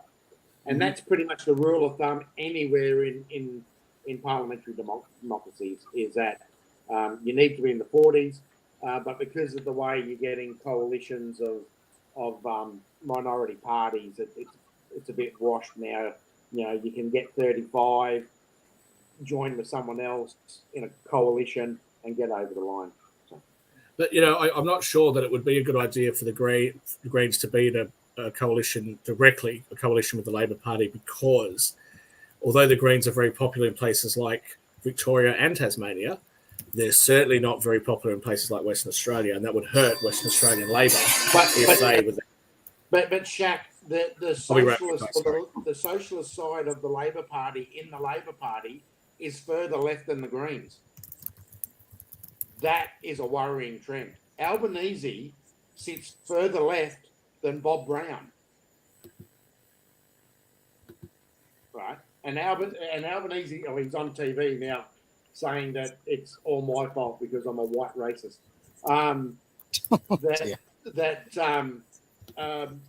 Albanese is a signed member of the Communist League of Australia. Most of the Greens aren't. Right, Hang and on, he's already stated during this campaign that once he is not Prime Minister, he'll be back fully on board their alliance and their grouping. So, we've basically got a communist as a Prime Minister. Steve, wouldn't that go against the Section 44 of the Australian Constitution? You can't swear allegiance to a higher authority. Ooh. Well, everyone who signs a political party, technically, anyone who joins a political party, technically, is signing to a higher party. Section 44 is actually about another sovereign state. Okay. It's not. It's got nothing to do with political parties. Right. Okay, because I know priests cannot run. Imams, a lot of religious leaders cannot run because they've sworn allegiance to. That's not true. That's not true. I know of Catholics and Anglicans that have run. Oh, really? Okay. Yeah, but they have to leave their post because the church makes them leave their post because you can't confuse government and church and state. Okay. I went to Catholic school. I can absolutely guarantee you. I can give you all clear answer. Your knees sore? I can tell you right now, Catholic priests, they can't run. Just so you know. Oh, yes. I heard a really bad joke, and I don't know if this is appropriate or not, but I'm going to say it anyway because it's too funny. Please don't. Playing like console computer games when you're a kid, like there's very similar to being a Catholic boy, because like if it doesn't work, just pull it out, blow on it, and put it back in. Anyway, do you wonder why I call him the shaved monkey and the shaved ape and the chimpanzee and the every other name? But there you go. It's been really great today, guys. I tell you right now, technically it's been very, very interesting because I'm working with my phone here and watching it on my phone as we go and trying to keep track. But it's really nice to sort of look. We've got both sides of this country. We've got someone in the US as well, someone in New Zealand. This is great. This is a great way of all getting together and bringing our ideas forward. I'm very impressed. So one thing that I'd love to do, because I'm loving the interaction between the American side of things and the Australian side of things. I know we do a show with Derek. Unfortunately, he couldn't be here. We do a show on Mondays at 1:00 WA time. So again, it might be a little bit early for you, Kim. But a lot of it's about the finance side of things. So I'd love to get you, if you're free as well, at 1 a.m. in the morning your time, to come in on the Greater Wealth as well as a regular guest, because I think this has just worked really, really well. Well, I would love to do that. One of my life dreams was to spread financial literacy. So I would love to hear from your side of the world some of these data and information that you have, but just standard conversations. Because in our part of the world, nobody wants to become financially literate because it's boring. Yeah, so, exactly. I'm financially illiterate. Well, look, a big part of inappropriate. Exactly. What I try, I always say this. You've got to get it back to basics and how it relates to the everyday Aussie or the everyday American, obviously, because we don't want all the carry on. And some of us are nerds and want to know all the details. But at the end of the day, people just want to know how they can make the most of their money and have the best life they can for their families. So I'm going to throw it to you now, Shaq, if he's still there. We've now got results. On the phone. He's on the phone. Shaq on the phone? That's unusual. Get on there. I've gone out with Shaq and it doesn't stop ringing. So I was going to say, we've now got a result in Australia. So the referendum has failed. We said no, Albo, time to go. Awesome, I love it. You got to show it to the camera. Memes are already coming through. You got to show it to the camera so people can see. Oh, well, I don't think the camera can see it from here, but there you go. Okay, cool. So we can't zoom in. No, I know. So I'll teach you guys how to upload that so that you can share it on the screen. It's pretty cool. So. Sounds fantastic. We're still new to StreamYard, so I will take you up on that one. Beautiful. So Australia has voted no to the referendum, which is fantastic. New Zealand looks like they've gone over to, I'm just checking the stats, which I wanted that tab. So they've said no to socialism. So they've said no to socialism. Beautiful. I love it. It seems like the pendulum around the world is starting to swing back the other way. They've given socialism a shot, and then now they're going, you know what? Let's just go normally. Next election, it'll go back again. My thing for the next probably 3 or 4 election cycles, it'll be tick tock, tick tock, tick tock, tick tock, tick tock until they both blow up. Interesting. Well, I'm looking Gus- forward to that bit. Gus has Gus is a long time listener up in Geraldton. Yep. I'm pretty sure he's still in Geraldton. Apparently, Albo's just admitted defeat. Absolutely. 68. He's on TV now. And now Linda Burney's up there saying that it's once again my fault. Yeah, I'm a white. Whose fault is it? What's that? Go against Steve. Whose fault? Linda Burney's on blaming me, the white supremacist, for the. I thought she might have been accountable for herself. Finally, said that it was her fault. No, she's a politician. They're never accountable. Yeah, One they of blame her it. staff members will resign tomorrow because of family reasons. That's I right. bet you it's the white one. Yeah. You got always. There was a funny joke by Dave Chappelle. He was saying you've always got to keep the white person in amongst your group. So just so you can fire him when you need to get rid of someone. So Yeah. no. You got to have your marketing ploy, you know. You got to appeal to all the people. It has nothing to do with the truth or anything like. You have to appeal to everyone. So. Oh, we got more Americans. No, So look, we'll welcome. get back to what we were talking about before, as far as being in the mainstream media and having that background. You'd know as well as anyone there, Kim. I mean, it's not ever about the truth; it's about the spin. What country are you from, Carol? It looks like she's saying Congress. I'm doing guess America. So I'm guessing America. I don't think anyone else has a Congress. all the people listening on the Well, radio. you know, when I see people go in my country, I go, "What country are you from?" Well, It could be what state are you from? That's how I believe our country is different. I mean, our state, each state's a different country in my mind. But funny you said countries that don't have a Congress. China has a Congress. Russia has a yeah, Congress. that's They call it a true. different You're name. right. You're right. Who else has a Congress? Eritrea But has a Congress. How many parties are running in the Chinese Congress? Yeah. There's one party running in the Chinese Congress. Anyway, One so party Carol, with a Congress. There you go. yeah, guys, we just have to let the people on the radio know what Carol That actually is a real smokescreen, isn't it? We're very democratic here. We have our Congress, one party. So anyway, so what Carol actually said is, in my country, there is competition in our Congress among the Conservatives Party to see who can commit the most crimes before impeachment. In prison. That's the U.S. I'm telling you right now, that's the U.S. But that's because the Republicans haven't started doing the Democrats yet. Well, Yeah. we're just waiting for our first president to run out of prison. Like he's going to run his office out of prison. No, it's happened before. Kim, it's actually happened before. It's happened 3 times in the US, 2 or 3 times in the US already. 1840 something, 1840 and 1870.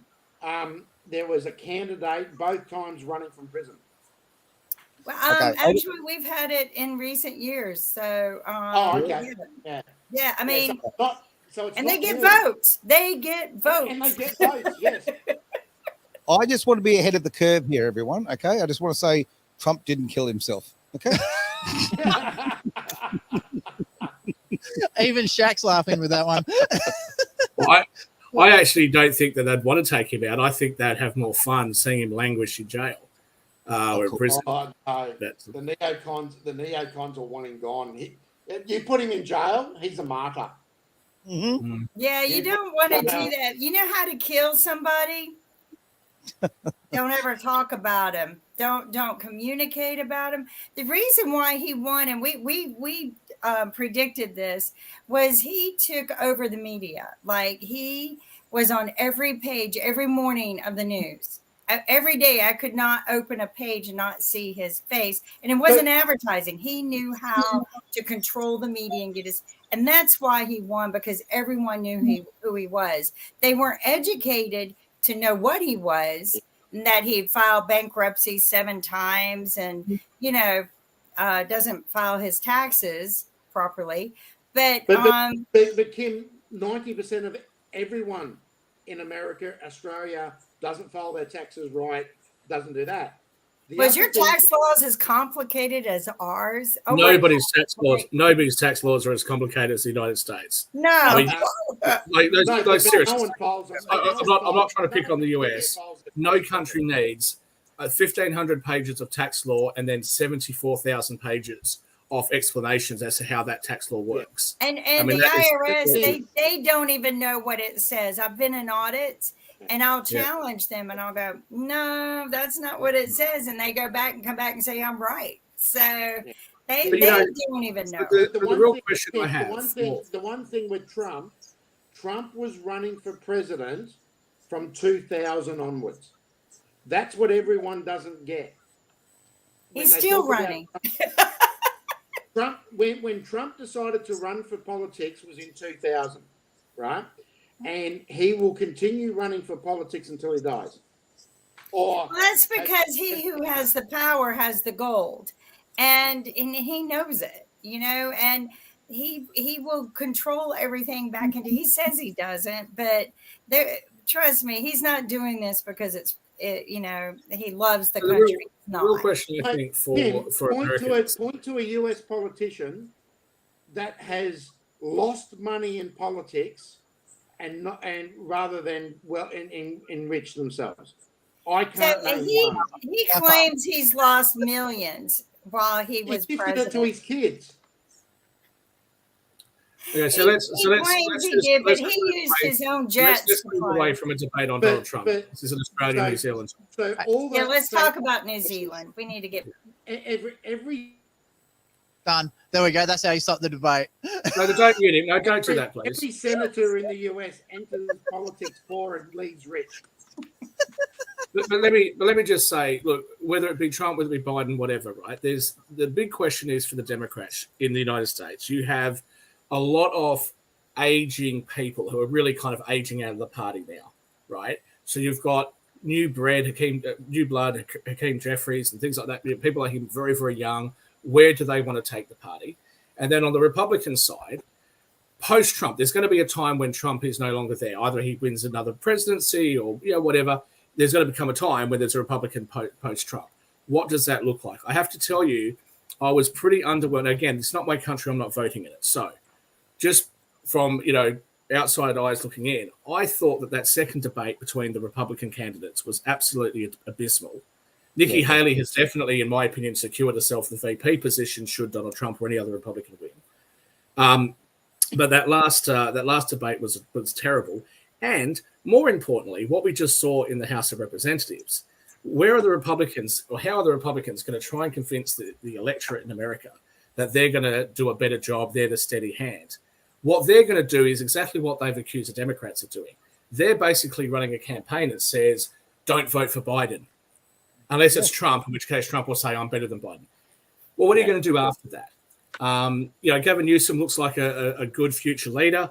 I think Ron DeSantis, he had a lot of promise, but I'm not sure actually anymore. I don't think he's really there. He's done a good job in Florida on a state-by-state issue. Yeah, great, but running the whole country, I think there's not enough there.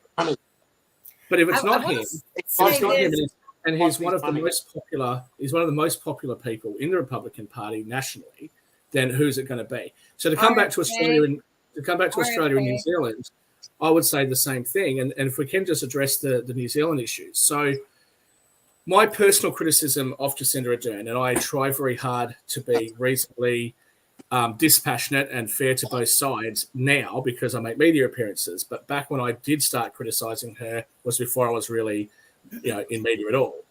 My complaint was that she sat there on the House of Representatives floor as the opposition leader and actually criticized Australian Liberals. Now, generally speaking, you don't do that. You don't criticize domestic policy objectives of a political party in another country if you are a political leader in another country. It's okay for a citizen to do it, but as a representative of the country. And I don't see how that was of any value to the New Zealand taxpayer who's paying for everybody to sit there in Parliament. So I didn't like that. I don't like the way that she has mischaracterized Australia and sort of stoked up some anger towards Australia around the Pacific Islands and things like that on things like how much money we're giving them when we're giving them more money proportionally to our GDP and per capita than New Zealand is. There's a whole host of other things I don't like. she won that last election. COVID was around. You know, what are people going to do? So she's come in. She's got a second term, and she had some tough times. I'm not sure anybody could have handled some things better than her. She had earthquakes, flooding. She had that horrible, I'm not going to name him, that horrible guy from Australia that came over and shot up the mosque and caused one of the world's, biggest mass shootings. It was a tough thing to deal with. And I think that she did a relatively good job of that. She certainly connected with the New Zealand people. She seems like a very nice person, a very caring person that connected. But she's really wreaked a lot of havoc, I think, with the economy. And I think that the general sentiment that I'm picking up from people in New Zealand is that they felt that she was too interested in woke policies and not actually what their bread and butter issues are, such as right now you're earning like $700, $750 a week or something like that if you're staying at home and not working, something that happened during COVID that hasn't been taken away. So a lot of people are stuck in a position where they don't want to go get a job because it's actually going to cost them money to do so.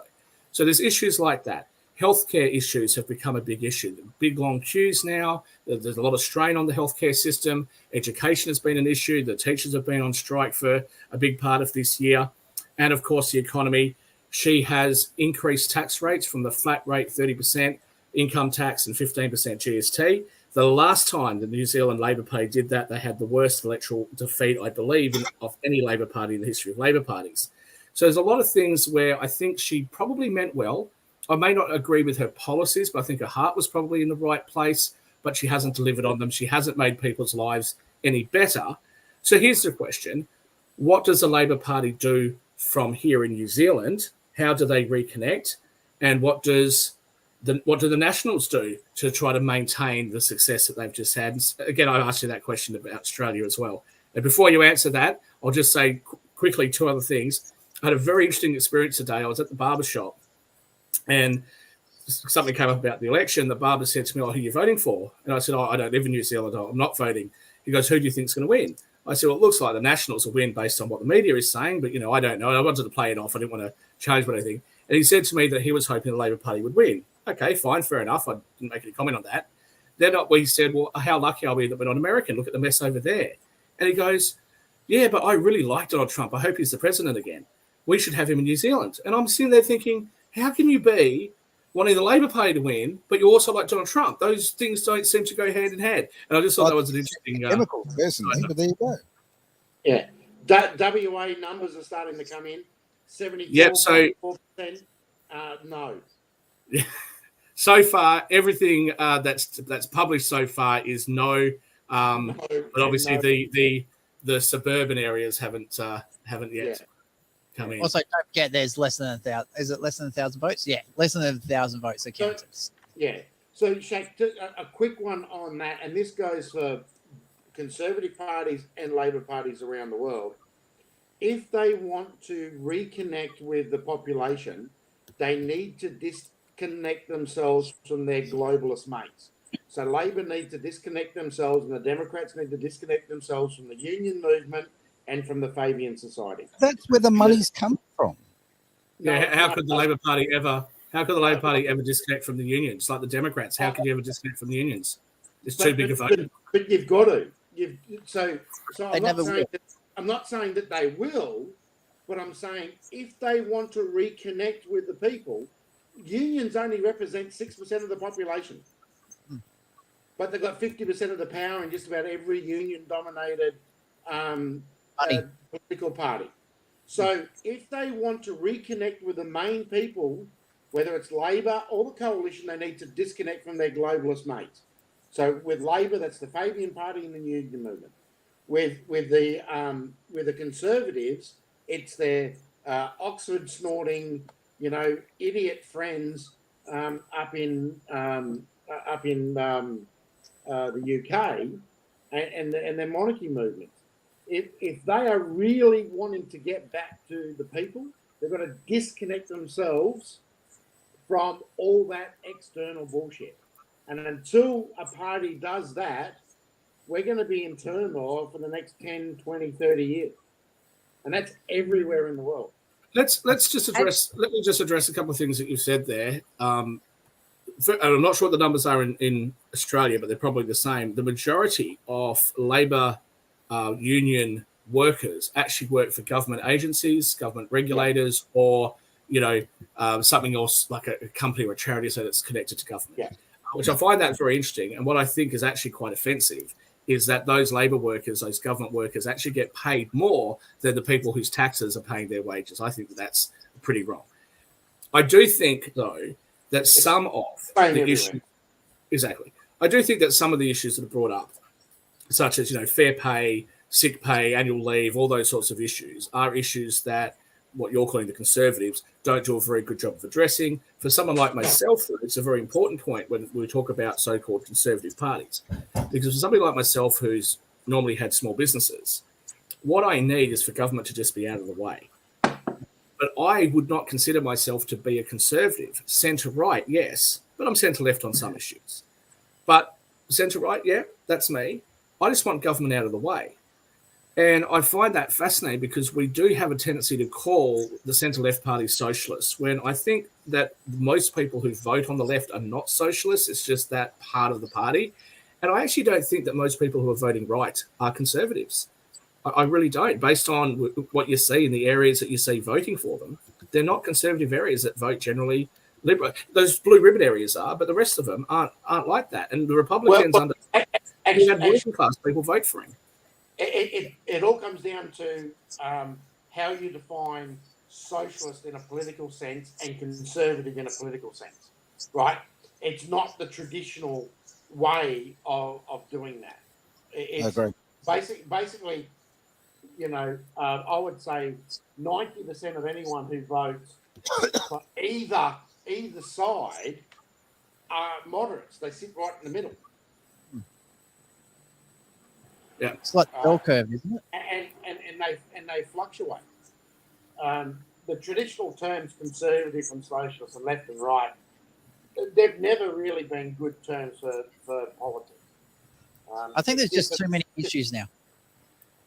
Well, there's always been lots of issues. It's easier for the media and for journalists, because journalists aren't that bright, to use simple terms to label people. I think a lot of it as well, with the development of the internet, finding out about what's going on has become a lot easier. If you go back to like the 1940s, you were reliant on the newspaper, the wireless. I don't even think TV was around back then. I definitely wasn't. But these days, you've got Rumble, you've got YouTube, you've got Facebook, you've got Twitter. Obviously, everything on Twitter and Facebook is true and accurate and correct. You've got the websites for the different news agencies. You've got Roku. You've got all these different streaming platforms, services, blogs, media outlets, the ability to get, for example, the political gazettes, which is the official political newspaper where they've got to list something. But it's actually not that hard to actually get and even the Hansard, so the actual recordings from political speeches, you can actually get the facts quite easily these days compared to back then. So to be able to turn around and say, oh, this is a conservative issue, yes, that one issue might be conservative, but the person as a whole may not be conservative, because they might, like Shaq said, on that issue they may be conservative, but there's all these other issues which they may not be. So again, it just comes down to people are getting labeled again because media is lazy, and it's easier to control people if you put them into a little group, because then they feel pressure. They have to vote this way on a certain issue, even though they don't believe in that. And that's why I think we still need lots of political parties, because depending on the issue, you should be able to change your vote or who you support depending on what issue is important to you. I want to chime in here just for a second. And one of the things that I admire about New Zealand is the youth of their leadership, right? I mean, our leadership, I think they're using the White House as a retirement facility, one foot in the grave. But Well, you got to get out of the state somehow. But I would have never had anyone else in my life to take care of a country than former Prime Minister Ardern. I mean, she did a fabulous job with COVID compared to other countries. They had the lowest fatality rates. They had the lowest fatality.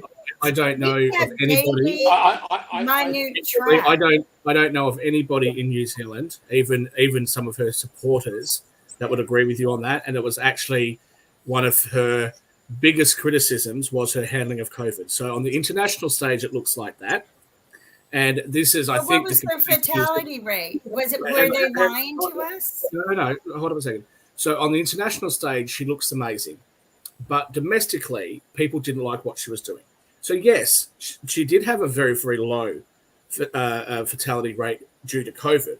However, she also had some of the harshest lockdowns of any country. Australia had it pretty bad, but New Zealand had it in a way that was ridiculous. They actually locked down. They had one case on the South Island. They locked down both islands, and the more populated island is the North Island. But they stopped it. No, they had it for an extended period of time. They also wouldn't let anybody travel into New Zealand, including the only country that I know of that did this. They wouldn't even let New Zealanders come back. And in one case, it was a pregnant reporter who was trying to come back from Afghanistan or something, and they wouldn't let her come back.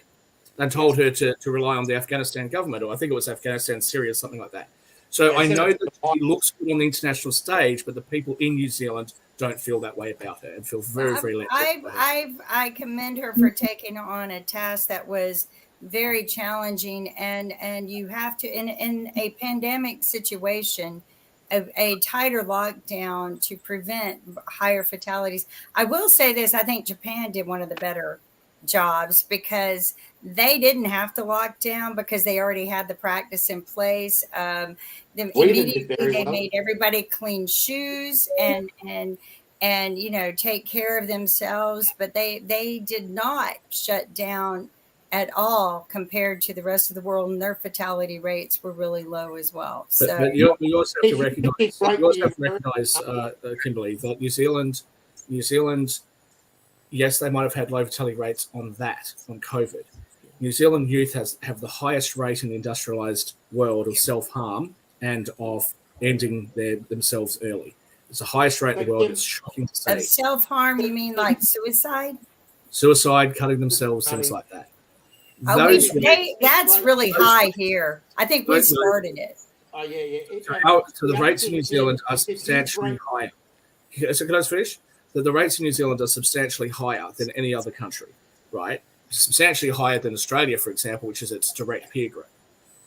We saw the rates of domestic violence, child abuse, and self-harm across all age groups go up in New Zealand much more significantly than any other country. So it's not just as simple as saying the fatality rates were low, because she tore families apart. She left people very isolated, and the people of New Zealand hated it. And when you say, well, she had to do something, yes, so did every other political leader.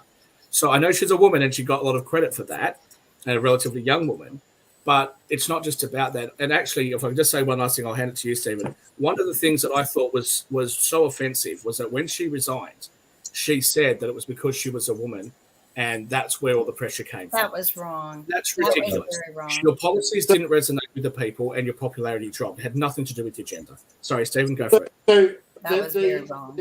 The actual fatality rate from COVID all over the world, when it is actually recorded properly, and I will give New Zealand this, New Zealand recorded COVID deaths properly pretty much from the beginning. Australia didn't, the US didn't.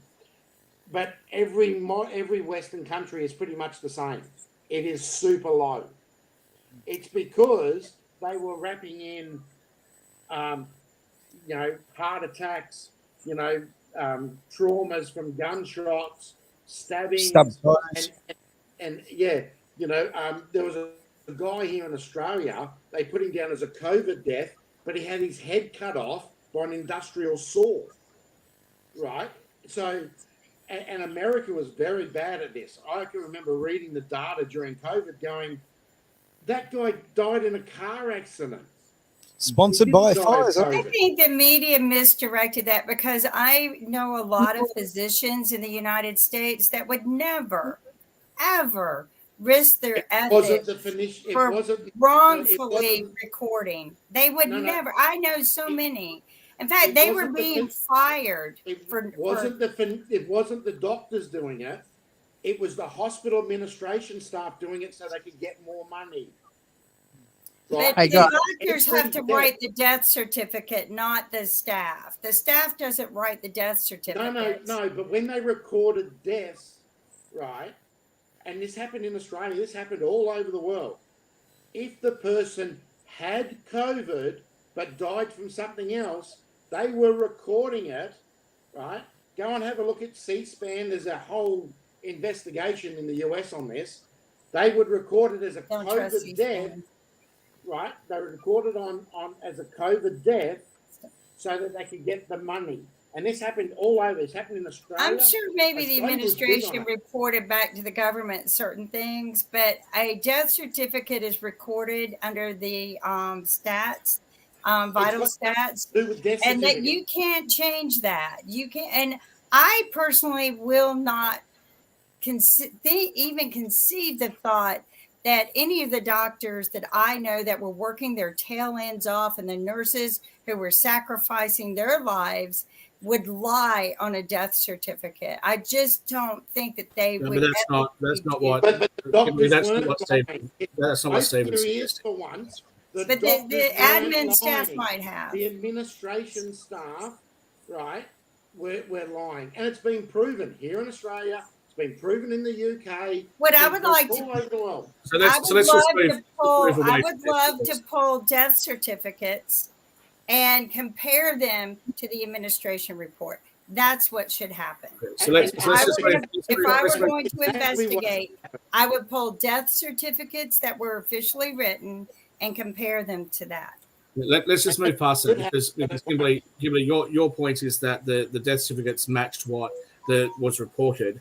What Stephen is saying is that if there was a comorbidity, it was discounted in lieu of putting COVID in. We're not going to be able to resolve that right here. But to come back to Jacinda Ardern, I just want to make it clear, because I have declared that I have always been a Liberal supporter in Australia. I'm not critical of Jacinda Ardern because she's a Labor Party person. Okay, I have lots of Labor Party people that I know that I have a lot of respect for, who I think have done a good job, and I have tried to give her credit where credit's due. But the criticisms that she's got, and actually the headline before the election said, Jacinda Ardern promised New Zealand the moon, but delivered them a flashlight. How Ardernism died. So I think that's interesting. And as she said, at her peak, Jacinda Ardern was a global juggernaut, paving the way for women leaders around the world. How did the light that shone so brightly with a landslide victory in 2020 face such an ignominious end just 3 years later?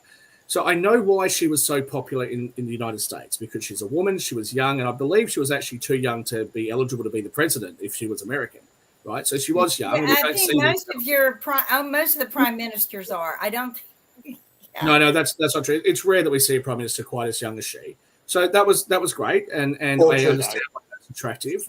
Well, your new one's 45, right? She was a progressive person, and she went with progressive policies. Now, there's nothing wrong with that in and of itself. That's what the people voted for. And to put it into an Australian context, even the Nationals, which is the centre-right party of New Zealand, kind of sits on the left of us in Australia. New Zealand's just a bit more on the left. So she promoted those policies, and her main focus was on gender, race, issues like that.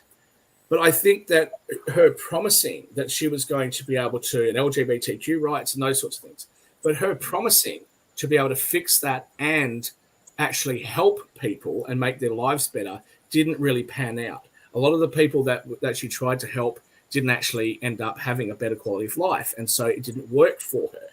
And I think that's why she hasn't been particularly popular. And that's what the New Zealanders are saying. And they're actually saying, really, you just highlighted what they were saying. She has built this international reputation for herself, but she's forgotten the everyday New Zealanders that voted for her. The increase in her net worth tells, over the period that she was in power, tells you everything you need to know about There you Miss go. Ardern. Follow the money. Well, how much has she Follow the increased? money. Yeah, they Look, all do it. She went Hi, in Frank. there. Pardon? Hi, Frank. Her personal wealth has gone through the roof. She is a very shrewd businesswoman. She's an absolute, as far as I'm concerned, an absolute sociopath. And the way she talked down to the people of New Zealand, the way she treated the everyday person there, she is an elitist. She is, and I don't say that everything she did was disgusting, but the actual principle of the human being No, and I'm sorry, I'm getting a bit sick of the chick thing, right? The chick thing about the fact that because she was a woman. Okay? I get tired of that too. I'm just over But it I because throw that out there just to stir the pot. So. Yeah, but we It's gonna be popular. It's gonna be popular in America. It's going to be popular in America. They've never had a leader that was a woman. Yeah, but New Zealand.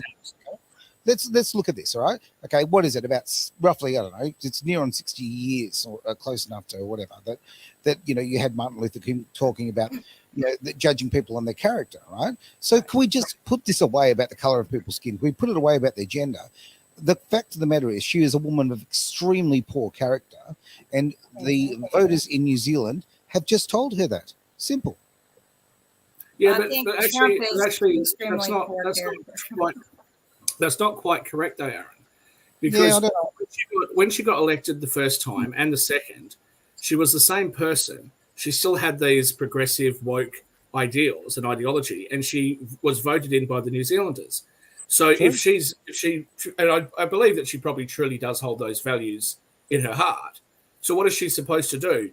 If she's won the election based on that, of course she's going to continue to promote that. Where she'll make her money is she'll link up with Hillary Clinton and who was that prime minister again that we had, Julia Gillard, and go around and bag Australia and New Zealand for the toxic masculinity and just jump on that whole bandwagon. She'll make a lot of money as being a keynote speaker. That's fine. Good luck to her. But she wasn't voted out because she was promoting woke policies. She was voted out because all she would do is talk about woke policies. She couldn't deliver any results, and the other issues like infrastructure, cost of housing, cost of healthcare, living costs in general, the education department, etc., were all worse off than what they were before, and that's why she's been resoundingly voted off, according to what New Zealanders are saying. Sure, but she didn't face the voter. She ran away. Mm-hmm. Spot on. Right. Well, yes. And that's the problem is we're seeing that all over the world. We're starting to see all these leaders that have delivered poor results in British style democracies anyway, where they can run away. They're all running away. Johnson, Theresa May, I don't think Theresa May had much of a choice, really, because she just couldn't get it through. But okay, I'm gonna report on Western Australia's results. So far, the entire state, and it's very early at the moment, but so far the entire state has voted no, except for Perth, Curtin. Oh, one more's popped up on me. Fremantle. Fremantle wasn't when I first started that sentence, but now it's just come in. Fremantle only has 2% of the vote counted. Curtin only has 1.76% counted, and Perth has 1.81% counted. So plenty of time for things to change. Durack, which is Broome, Geraldton, etc., all of those North and West Australia, 80% no with 2% of the count. And O'Connor, which covers all of the southwest, is at 72% no. Both of them are only at 2% vote counts, but I don't imagine those are going to change very much. Be interesting to see how Fremantle, Curtin, and Perth go, whether they'll change. I suspect they will. As I said, I actually even would say that Fremantle is a good chance of being a no, but if they're not, they're kind of the Melbourne of Perth. They're like the Melbourne City of Western Australia. So, Shaq, I'm surprised they're under 60% even this early. No, it is. Who's under 60%? A lot of I can't hear. Who's under 60% that you're surprised by? WA, it's 59.3% no. Even this early, I would have been expecting to see it in the mid 60s. Yeah, but we don't know how these counts will change because look at Victoria. It came right down to that 51% mark, and now it's jumped back up to 53%. Yeah. So early days, we don't know as well whether some of these are the people that went first thing in the morning who were very keen to vote yes because they were excited, and then people who have come in later in the day and they're, we don't know at 2%. It's not overly clear yet. The other thing as well. But what I'm saying is the trend. Every time I've refreshed it, the trend is it's pulled back, but pulled back very quickly. Queensland didn't. Queensland just slowly come back. Went from like 70 to 66. Mm. Where I'm surprised WA's come back so far. considering so far so quick. So other than West, sorry, go for it, Travis. Yeah, I was reading the Roy Morgan poll and some of their predictions about a week ago, and they were saying that, especially in WA more than other states, they said the Yes campaign should just give up because there's no point. They were saying that there will be a very strong Yes vote early, and then it's going to die on the arse, where a lot of the no votes will come in later on. Also, the other thing they were reporting that a very large percentage of the people, compared to usual, will pre-poll. So though I don't think the pre-poll votes actually get counted until later, because a lot of people are just over this. They just want to get it out of done and dusted, out of the way, nick it off, where a lot of the Yes voters are more likely to vote on the day. And we saw that with the Labor Party on election day during the federal election. Labor was more likely to vote on the day, where Liberal people were more likely to pre-poll. Yeah, but that's because, unlike the US, where Democrats seem to like mail-in voting and Republicans don't, and Republicans tend to vote on the day, I would argue the reason why Liberal voters tend to pre-poll is because they're busy, they have jobs, they have businesses, maybe they're traveling. Let me fill it out and send it in. I'm too busy to get down there. And so the biggest thing is that I hear from people for pre-polling is, I don't want to give up my Saturdays. Yeah. Sorry, I hate to admit that one, and I just can't be bothered dealing with crowds. That's why I refuse to get a job that's 9 to 5, because I just do not want to deal with traffic, like stuff like. Can't get your work here, mate. What are you talking about? Come on. Yeah, but you. I agree. Other than Western Australia, are there any results that have surprised you just based on the numbers? So New South Wales 58.5%, 41.5%. Victoria 53.4 to 46.56. Victoria's close to me. I thought it would have been. I thought Victoria would have voted yes. Okay, and with New South Wales, were you expecting it to be that big a lead? Yeah. You were? Okay. Queensland, you already said you thought it would be high. Based on what you were saying, I thought it might even be higher than this, but it was 67, just over 67% for no, and 33%. Yeah. I thought it would have been in the 70s. South Australia, 64, just rounded up, 64% for no, 36% for yes. We wait till West Australia and Tasmania, 40% to 60. Tasmania is the one that's got me. I thought it would have been the other way around, 60% yes to the 60-40, but for the yes. It is a surprise, isn't it? So, Aaron and Travis, how do you feel about those margins? Were those margins in line with what you were expecting, or? With the directions they went is pretty much what I expected. I didn't think any state would vote yes, but I thought the states that were, Victoria, I thought it'd be a lot closer, like under 2%. I thought New South Wales would be probably under 5%, but places like Queensland, I thought it'd be closer to like 70%. WA were like 70-75% for the no's. I thought it'd be a lot greater, where I'm finding that it's a lot, the margin between the states are actually a lot closer. I think it is because it was such a polarizing issue. I thought it'd be a lot more separated. ACT, I didn't even think about, to be honest with you. I didn't think they'd actually be putting a vote. I thought they would have been swallowed up by New South Wales votes. Sure. Look, my thoughts are this. I actually thought Tasmania would go just slightly yes, like literally about 51-52%. I thought Victoria would do the same. I thought it would just be over the line. I felt probably an early 60s for Queensland. Same thing for New South Wales. South Australia had my doubts. It all looked very 50-50. And WA, I thought, a mid-60s, a 64 sort of area. The biggest one where a lot of people think would have been a bigger yes was Northern Territory, especially with the amount of Indigenous population up there, because, this is a massive thing for them to get more for literally doing nothing. But they actually live the problems, and they can't see how just giving more. And it was really interesting. Pauline Hanson, the leader of One Nation, did a speech in WA, and she was talking about her times where she's gone up into these Indigenous communities, and the Aboriginals in the rural communities that are really getting suppressed. Like they're really, well, I shouldn't say suppressed, but they've got a lot of living difficulties. Sure.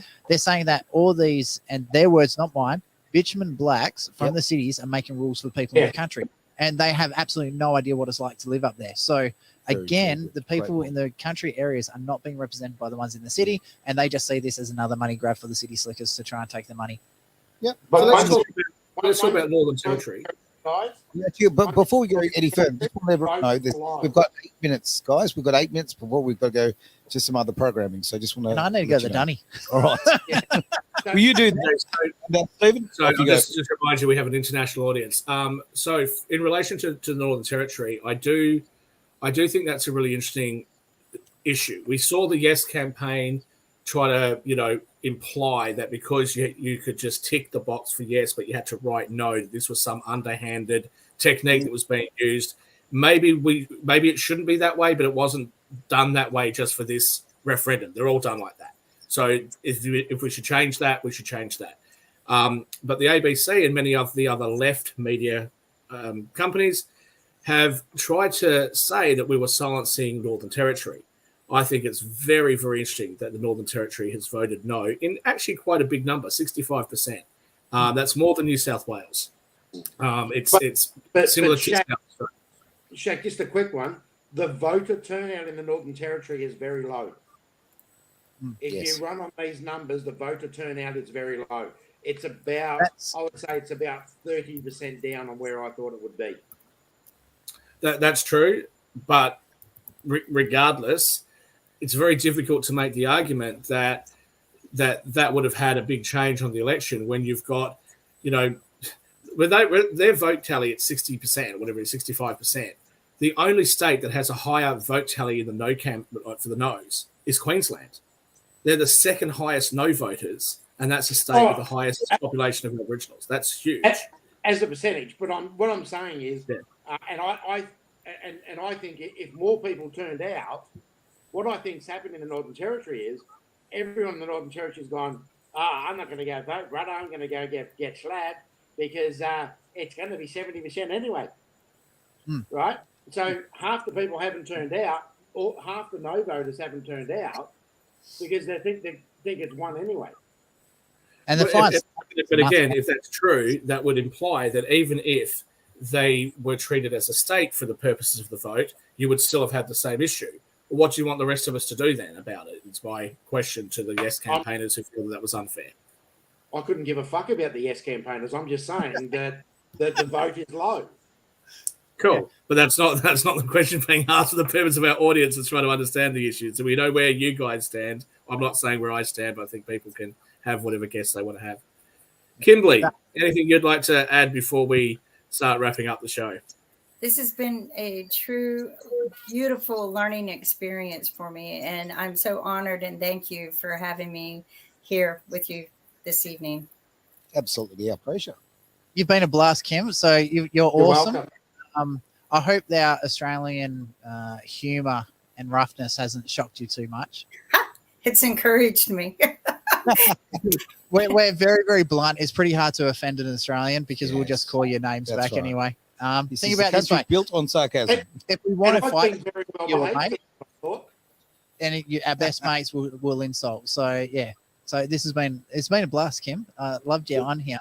How much time we got, Aaron? The thing that's offending me at the moment, I just can't believe it. So we're now at 4%, 5% of the vote. Fremantle's at 10% of the vote counted. It's come back to 50.8%, 49%. So Fremantle could still go either way. Perth at 7% of the vote counted. It's 54 to 46 for the Yes campaign. And Curtin, with only 4.5% counted, is at 56 to 43. That's my area, Curtin. We're talking Dalkeith, Nedlands, Cottesloe, I think Subiaco, all the way out to Mount Hawthorn, Floreat, like that whole big area, right? Tofu eating. Am I missing something? I've lived in Curtin most of my life in Western Australia. Latte sipping. Yep. Tofu eating. Oh, a bit of white guilt through there. I'm just saying. I don't know any. Well, water. No, you know what? I don't know. That's not a fair statement though, because I actually don't know anybody who's tofu eating whatever in Dalkeith and Nedlands. And I'll just say I looked at one of the schools in Nedlands that one of my friend's daughters goes to, and I looked at the cast photo. She was the only white kid at that school. Spot on. That's great. great. That's what I point out because I've been like that. I've been the only white girl in my area. So it's not white guilt in that area. If you don't let it affect, it's all up here. It's all how you adjust your mind, right? Yeah. You know, and again, other people are going to treat you different because that's how the mass social group works, right? It's all in their social networking and how they're going to treat an outsider. But you just got to kind of not let it hit you. Kind of like me sitting here with you guys. It doesn't bother me. If somebody says something negative or positive, you just got to go with it. So you look, perhaps the guilt isn't based in skin color. Perhaps it's just based on success. I don't think it's actually the skin color side of things, because let me finish. Because especially in America, how many people of different skin color have been in America for generations versus in Australia? How many people that we talk to are like still first or second generation from whatever country? So I'm not just jumping onto the chart now. So Canning, very, very high Asian population there, 69.8% no. Okay. And this is fresh migrants into Australia, not people who've been here for generation after generation. These are fresh migrants. We're going over to more, again, very high Italian population. Okay. There was another one I was just looking at as well. I think it was Pierce. There's a very high African and Muslim population in the area as well. So a lot of the areas that I'm seeing here with high recent migration to Australia are having very high no votes, but the ones that have generational migrations here, so we're talking 5th, 6th, 7th generation in Australia, or more university qualified stuff like that, are more likely to vote yes. Yeah. So again, it's a big emphasis on. I'm actually criticising my own point. I'm actually agreeing with Shaq on this. You know, I mean, okay, I think that you can. It's very easy to throw out the term white guilt. We hear it so often, right? But I think that, I think that a lot of people will discount the fact that they've had a successful life, and there's a certain amount of, I've got this great life, and I feel like I've got a virtue signal to the fact that these other people are suffering. I think that's more. I suppose that's more what I'm saying. I've just gone for the blanket comment. Let's face it. How many successful small business owners do you know that have that sort of guilt because of their success? Not big CEOs of big corporations. Not young kids. It's not small business owners. I know that. I'm countering his point, Stephen. Yeah. People who are successful often have their own businesses, right? Yeah. How many people who have built their own success have that sort of guilt? And we know that very wealthy immigrants who become very wealthy tend to move to the more affluent areas. We certainly see that places like Wentworth, a lot of the lower North Shore in Sydney. You don't see very many white people there. No, but Jack, it's the university educated, high earners working for the government on $600,000 a year, right? That have the prosperity guilt, right? Because they're shamed into it in their workplace. Yep. But those people don't live in those. $400,000 a year doesn't have it. But those people don't live in those areas. It goes back to what you said before. Is a lot of these areas have government employees, and government employees are very, very highly paid against everyone else. And in those areas that you think government employees aren't, I can tell you now, all those areas are full of government employees. Well, hang on. What about the lower?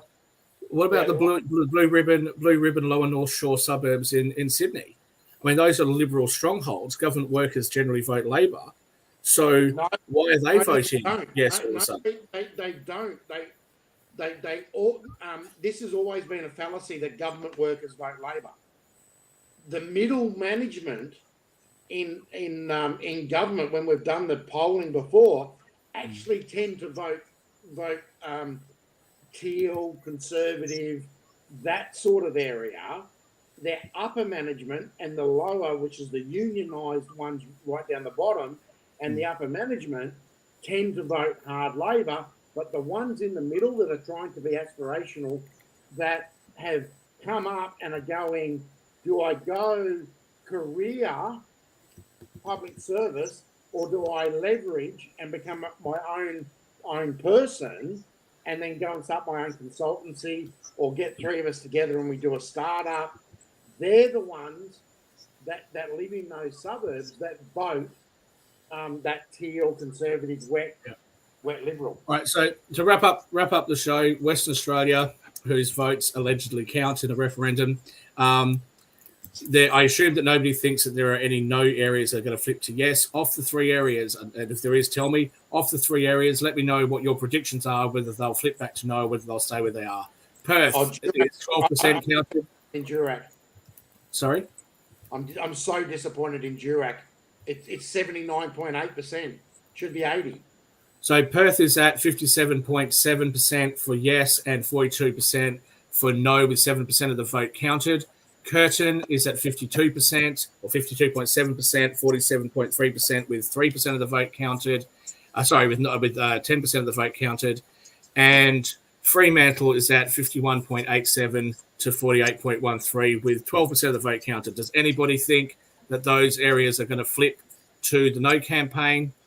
No. Or do you think those are going to be the results? Possibly could. Because you got to remember, I think Auburn Grove, Coburn, and a few other tradie areas. Like in WA, we have a lot of suburbs that are like tradie areas where they're or apprentices, trades related, lower on the. They're not university qualified. Yeah. So you got to remember, Fremantle does too. Yeah, a lot of FIFO. Fremantle does actually cover a lot of those seats. Like I said, like Coburn is one, Auburn Grove's another one. So which one do you think is going to flip into the yes campaign?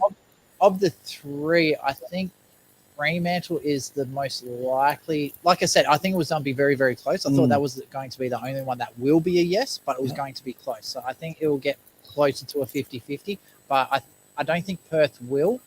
No. There's too much. All Perth for yes. And what about Curtin? So he's calling Curtin, Fremantle, Perth for yes. Who's calling that? Who's calling that? The ABC. Oh, is that right? Okay.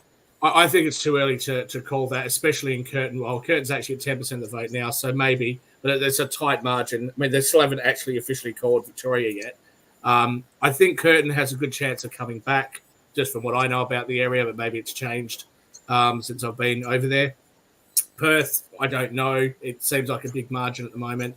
Fremantle, but I did sort of mention Perth and Fremantle. I'm very surprised about Curtin. Very, very surprised. I'm surprised about the WA results. I thought it would have been a lot harder, yes. Yeah. WA. No, a lot harder, no, you mean? Sorry, a lot harder, no, yes. Yeah, look, yeah. I would have thought that too, and that's why I think that these vote counts are too early, because with all the hoo-ha over the Aboriginal Cultural Heritage laws that Roger Cook had to actually rescind after he said he wouldn't. He hasn't done it yet, by the way. Yeah, they're coming back. Okay, but he said he would. I'm really, really surprised that that the vote is where it is. I would have thought that Western Australia. I put Western Australia even higher in my own mind than Queensland. That's what I thought would happen. Me too. I had WA as the largest no. Yeah. Okay. All right, guys. Have a great show, Kimberly. Thanks for being here on our anti-Podian election night. And hopefully we'll have you guys on. We'll have you join us again in the future. Thank you. Stay healthy. Just stay wealthy. Sounds good. That's a great comment. Thanks, Kim. Thank you very much, Take Kim. care. All right, I'm going to pull the string down now, guys, and thanks everyone for being on. Thank you very much. It's Radio Australia.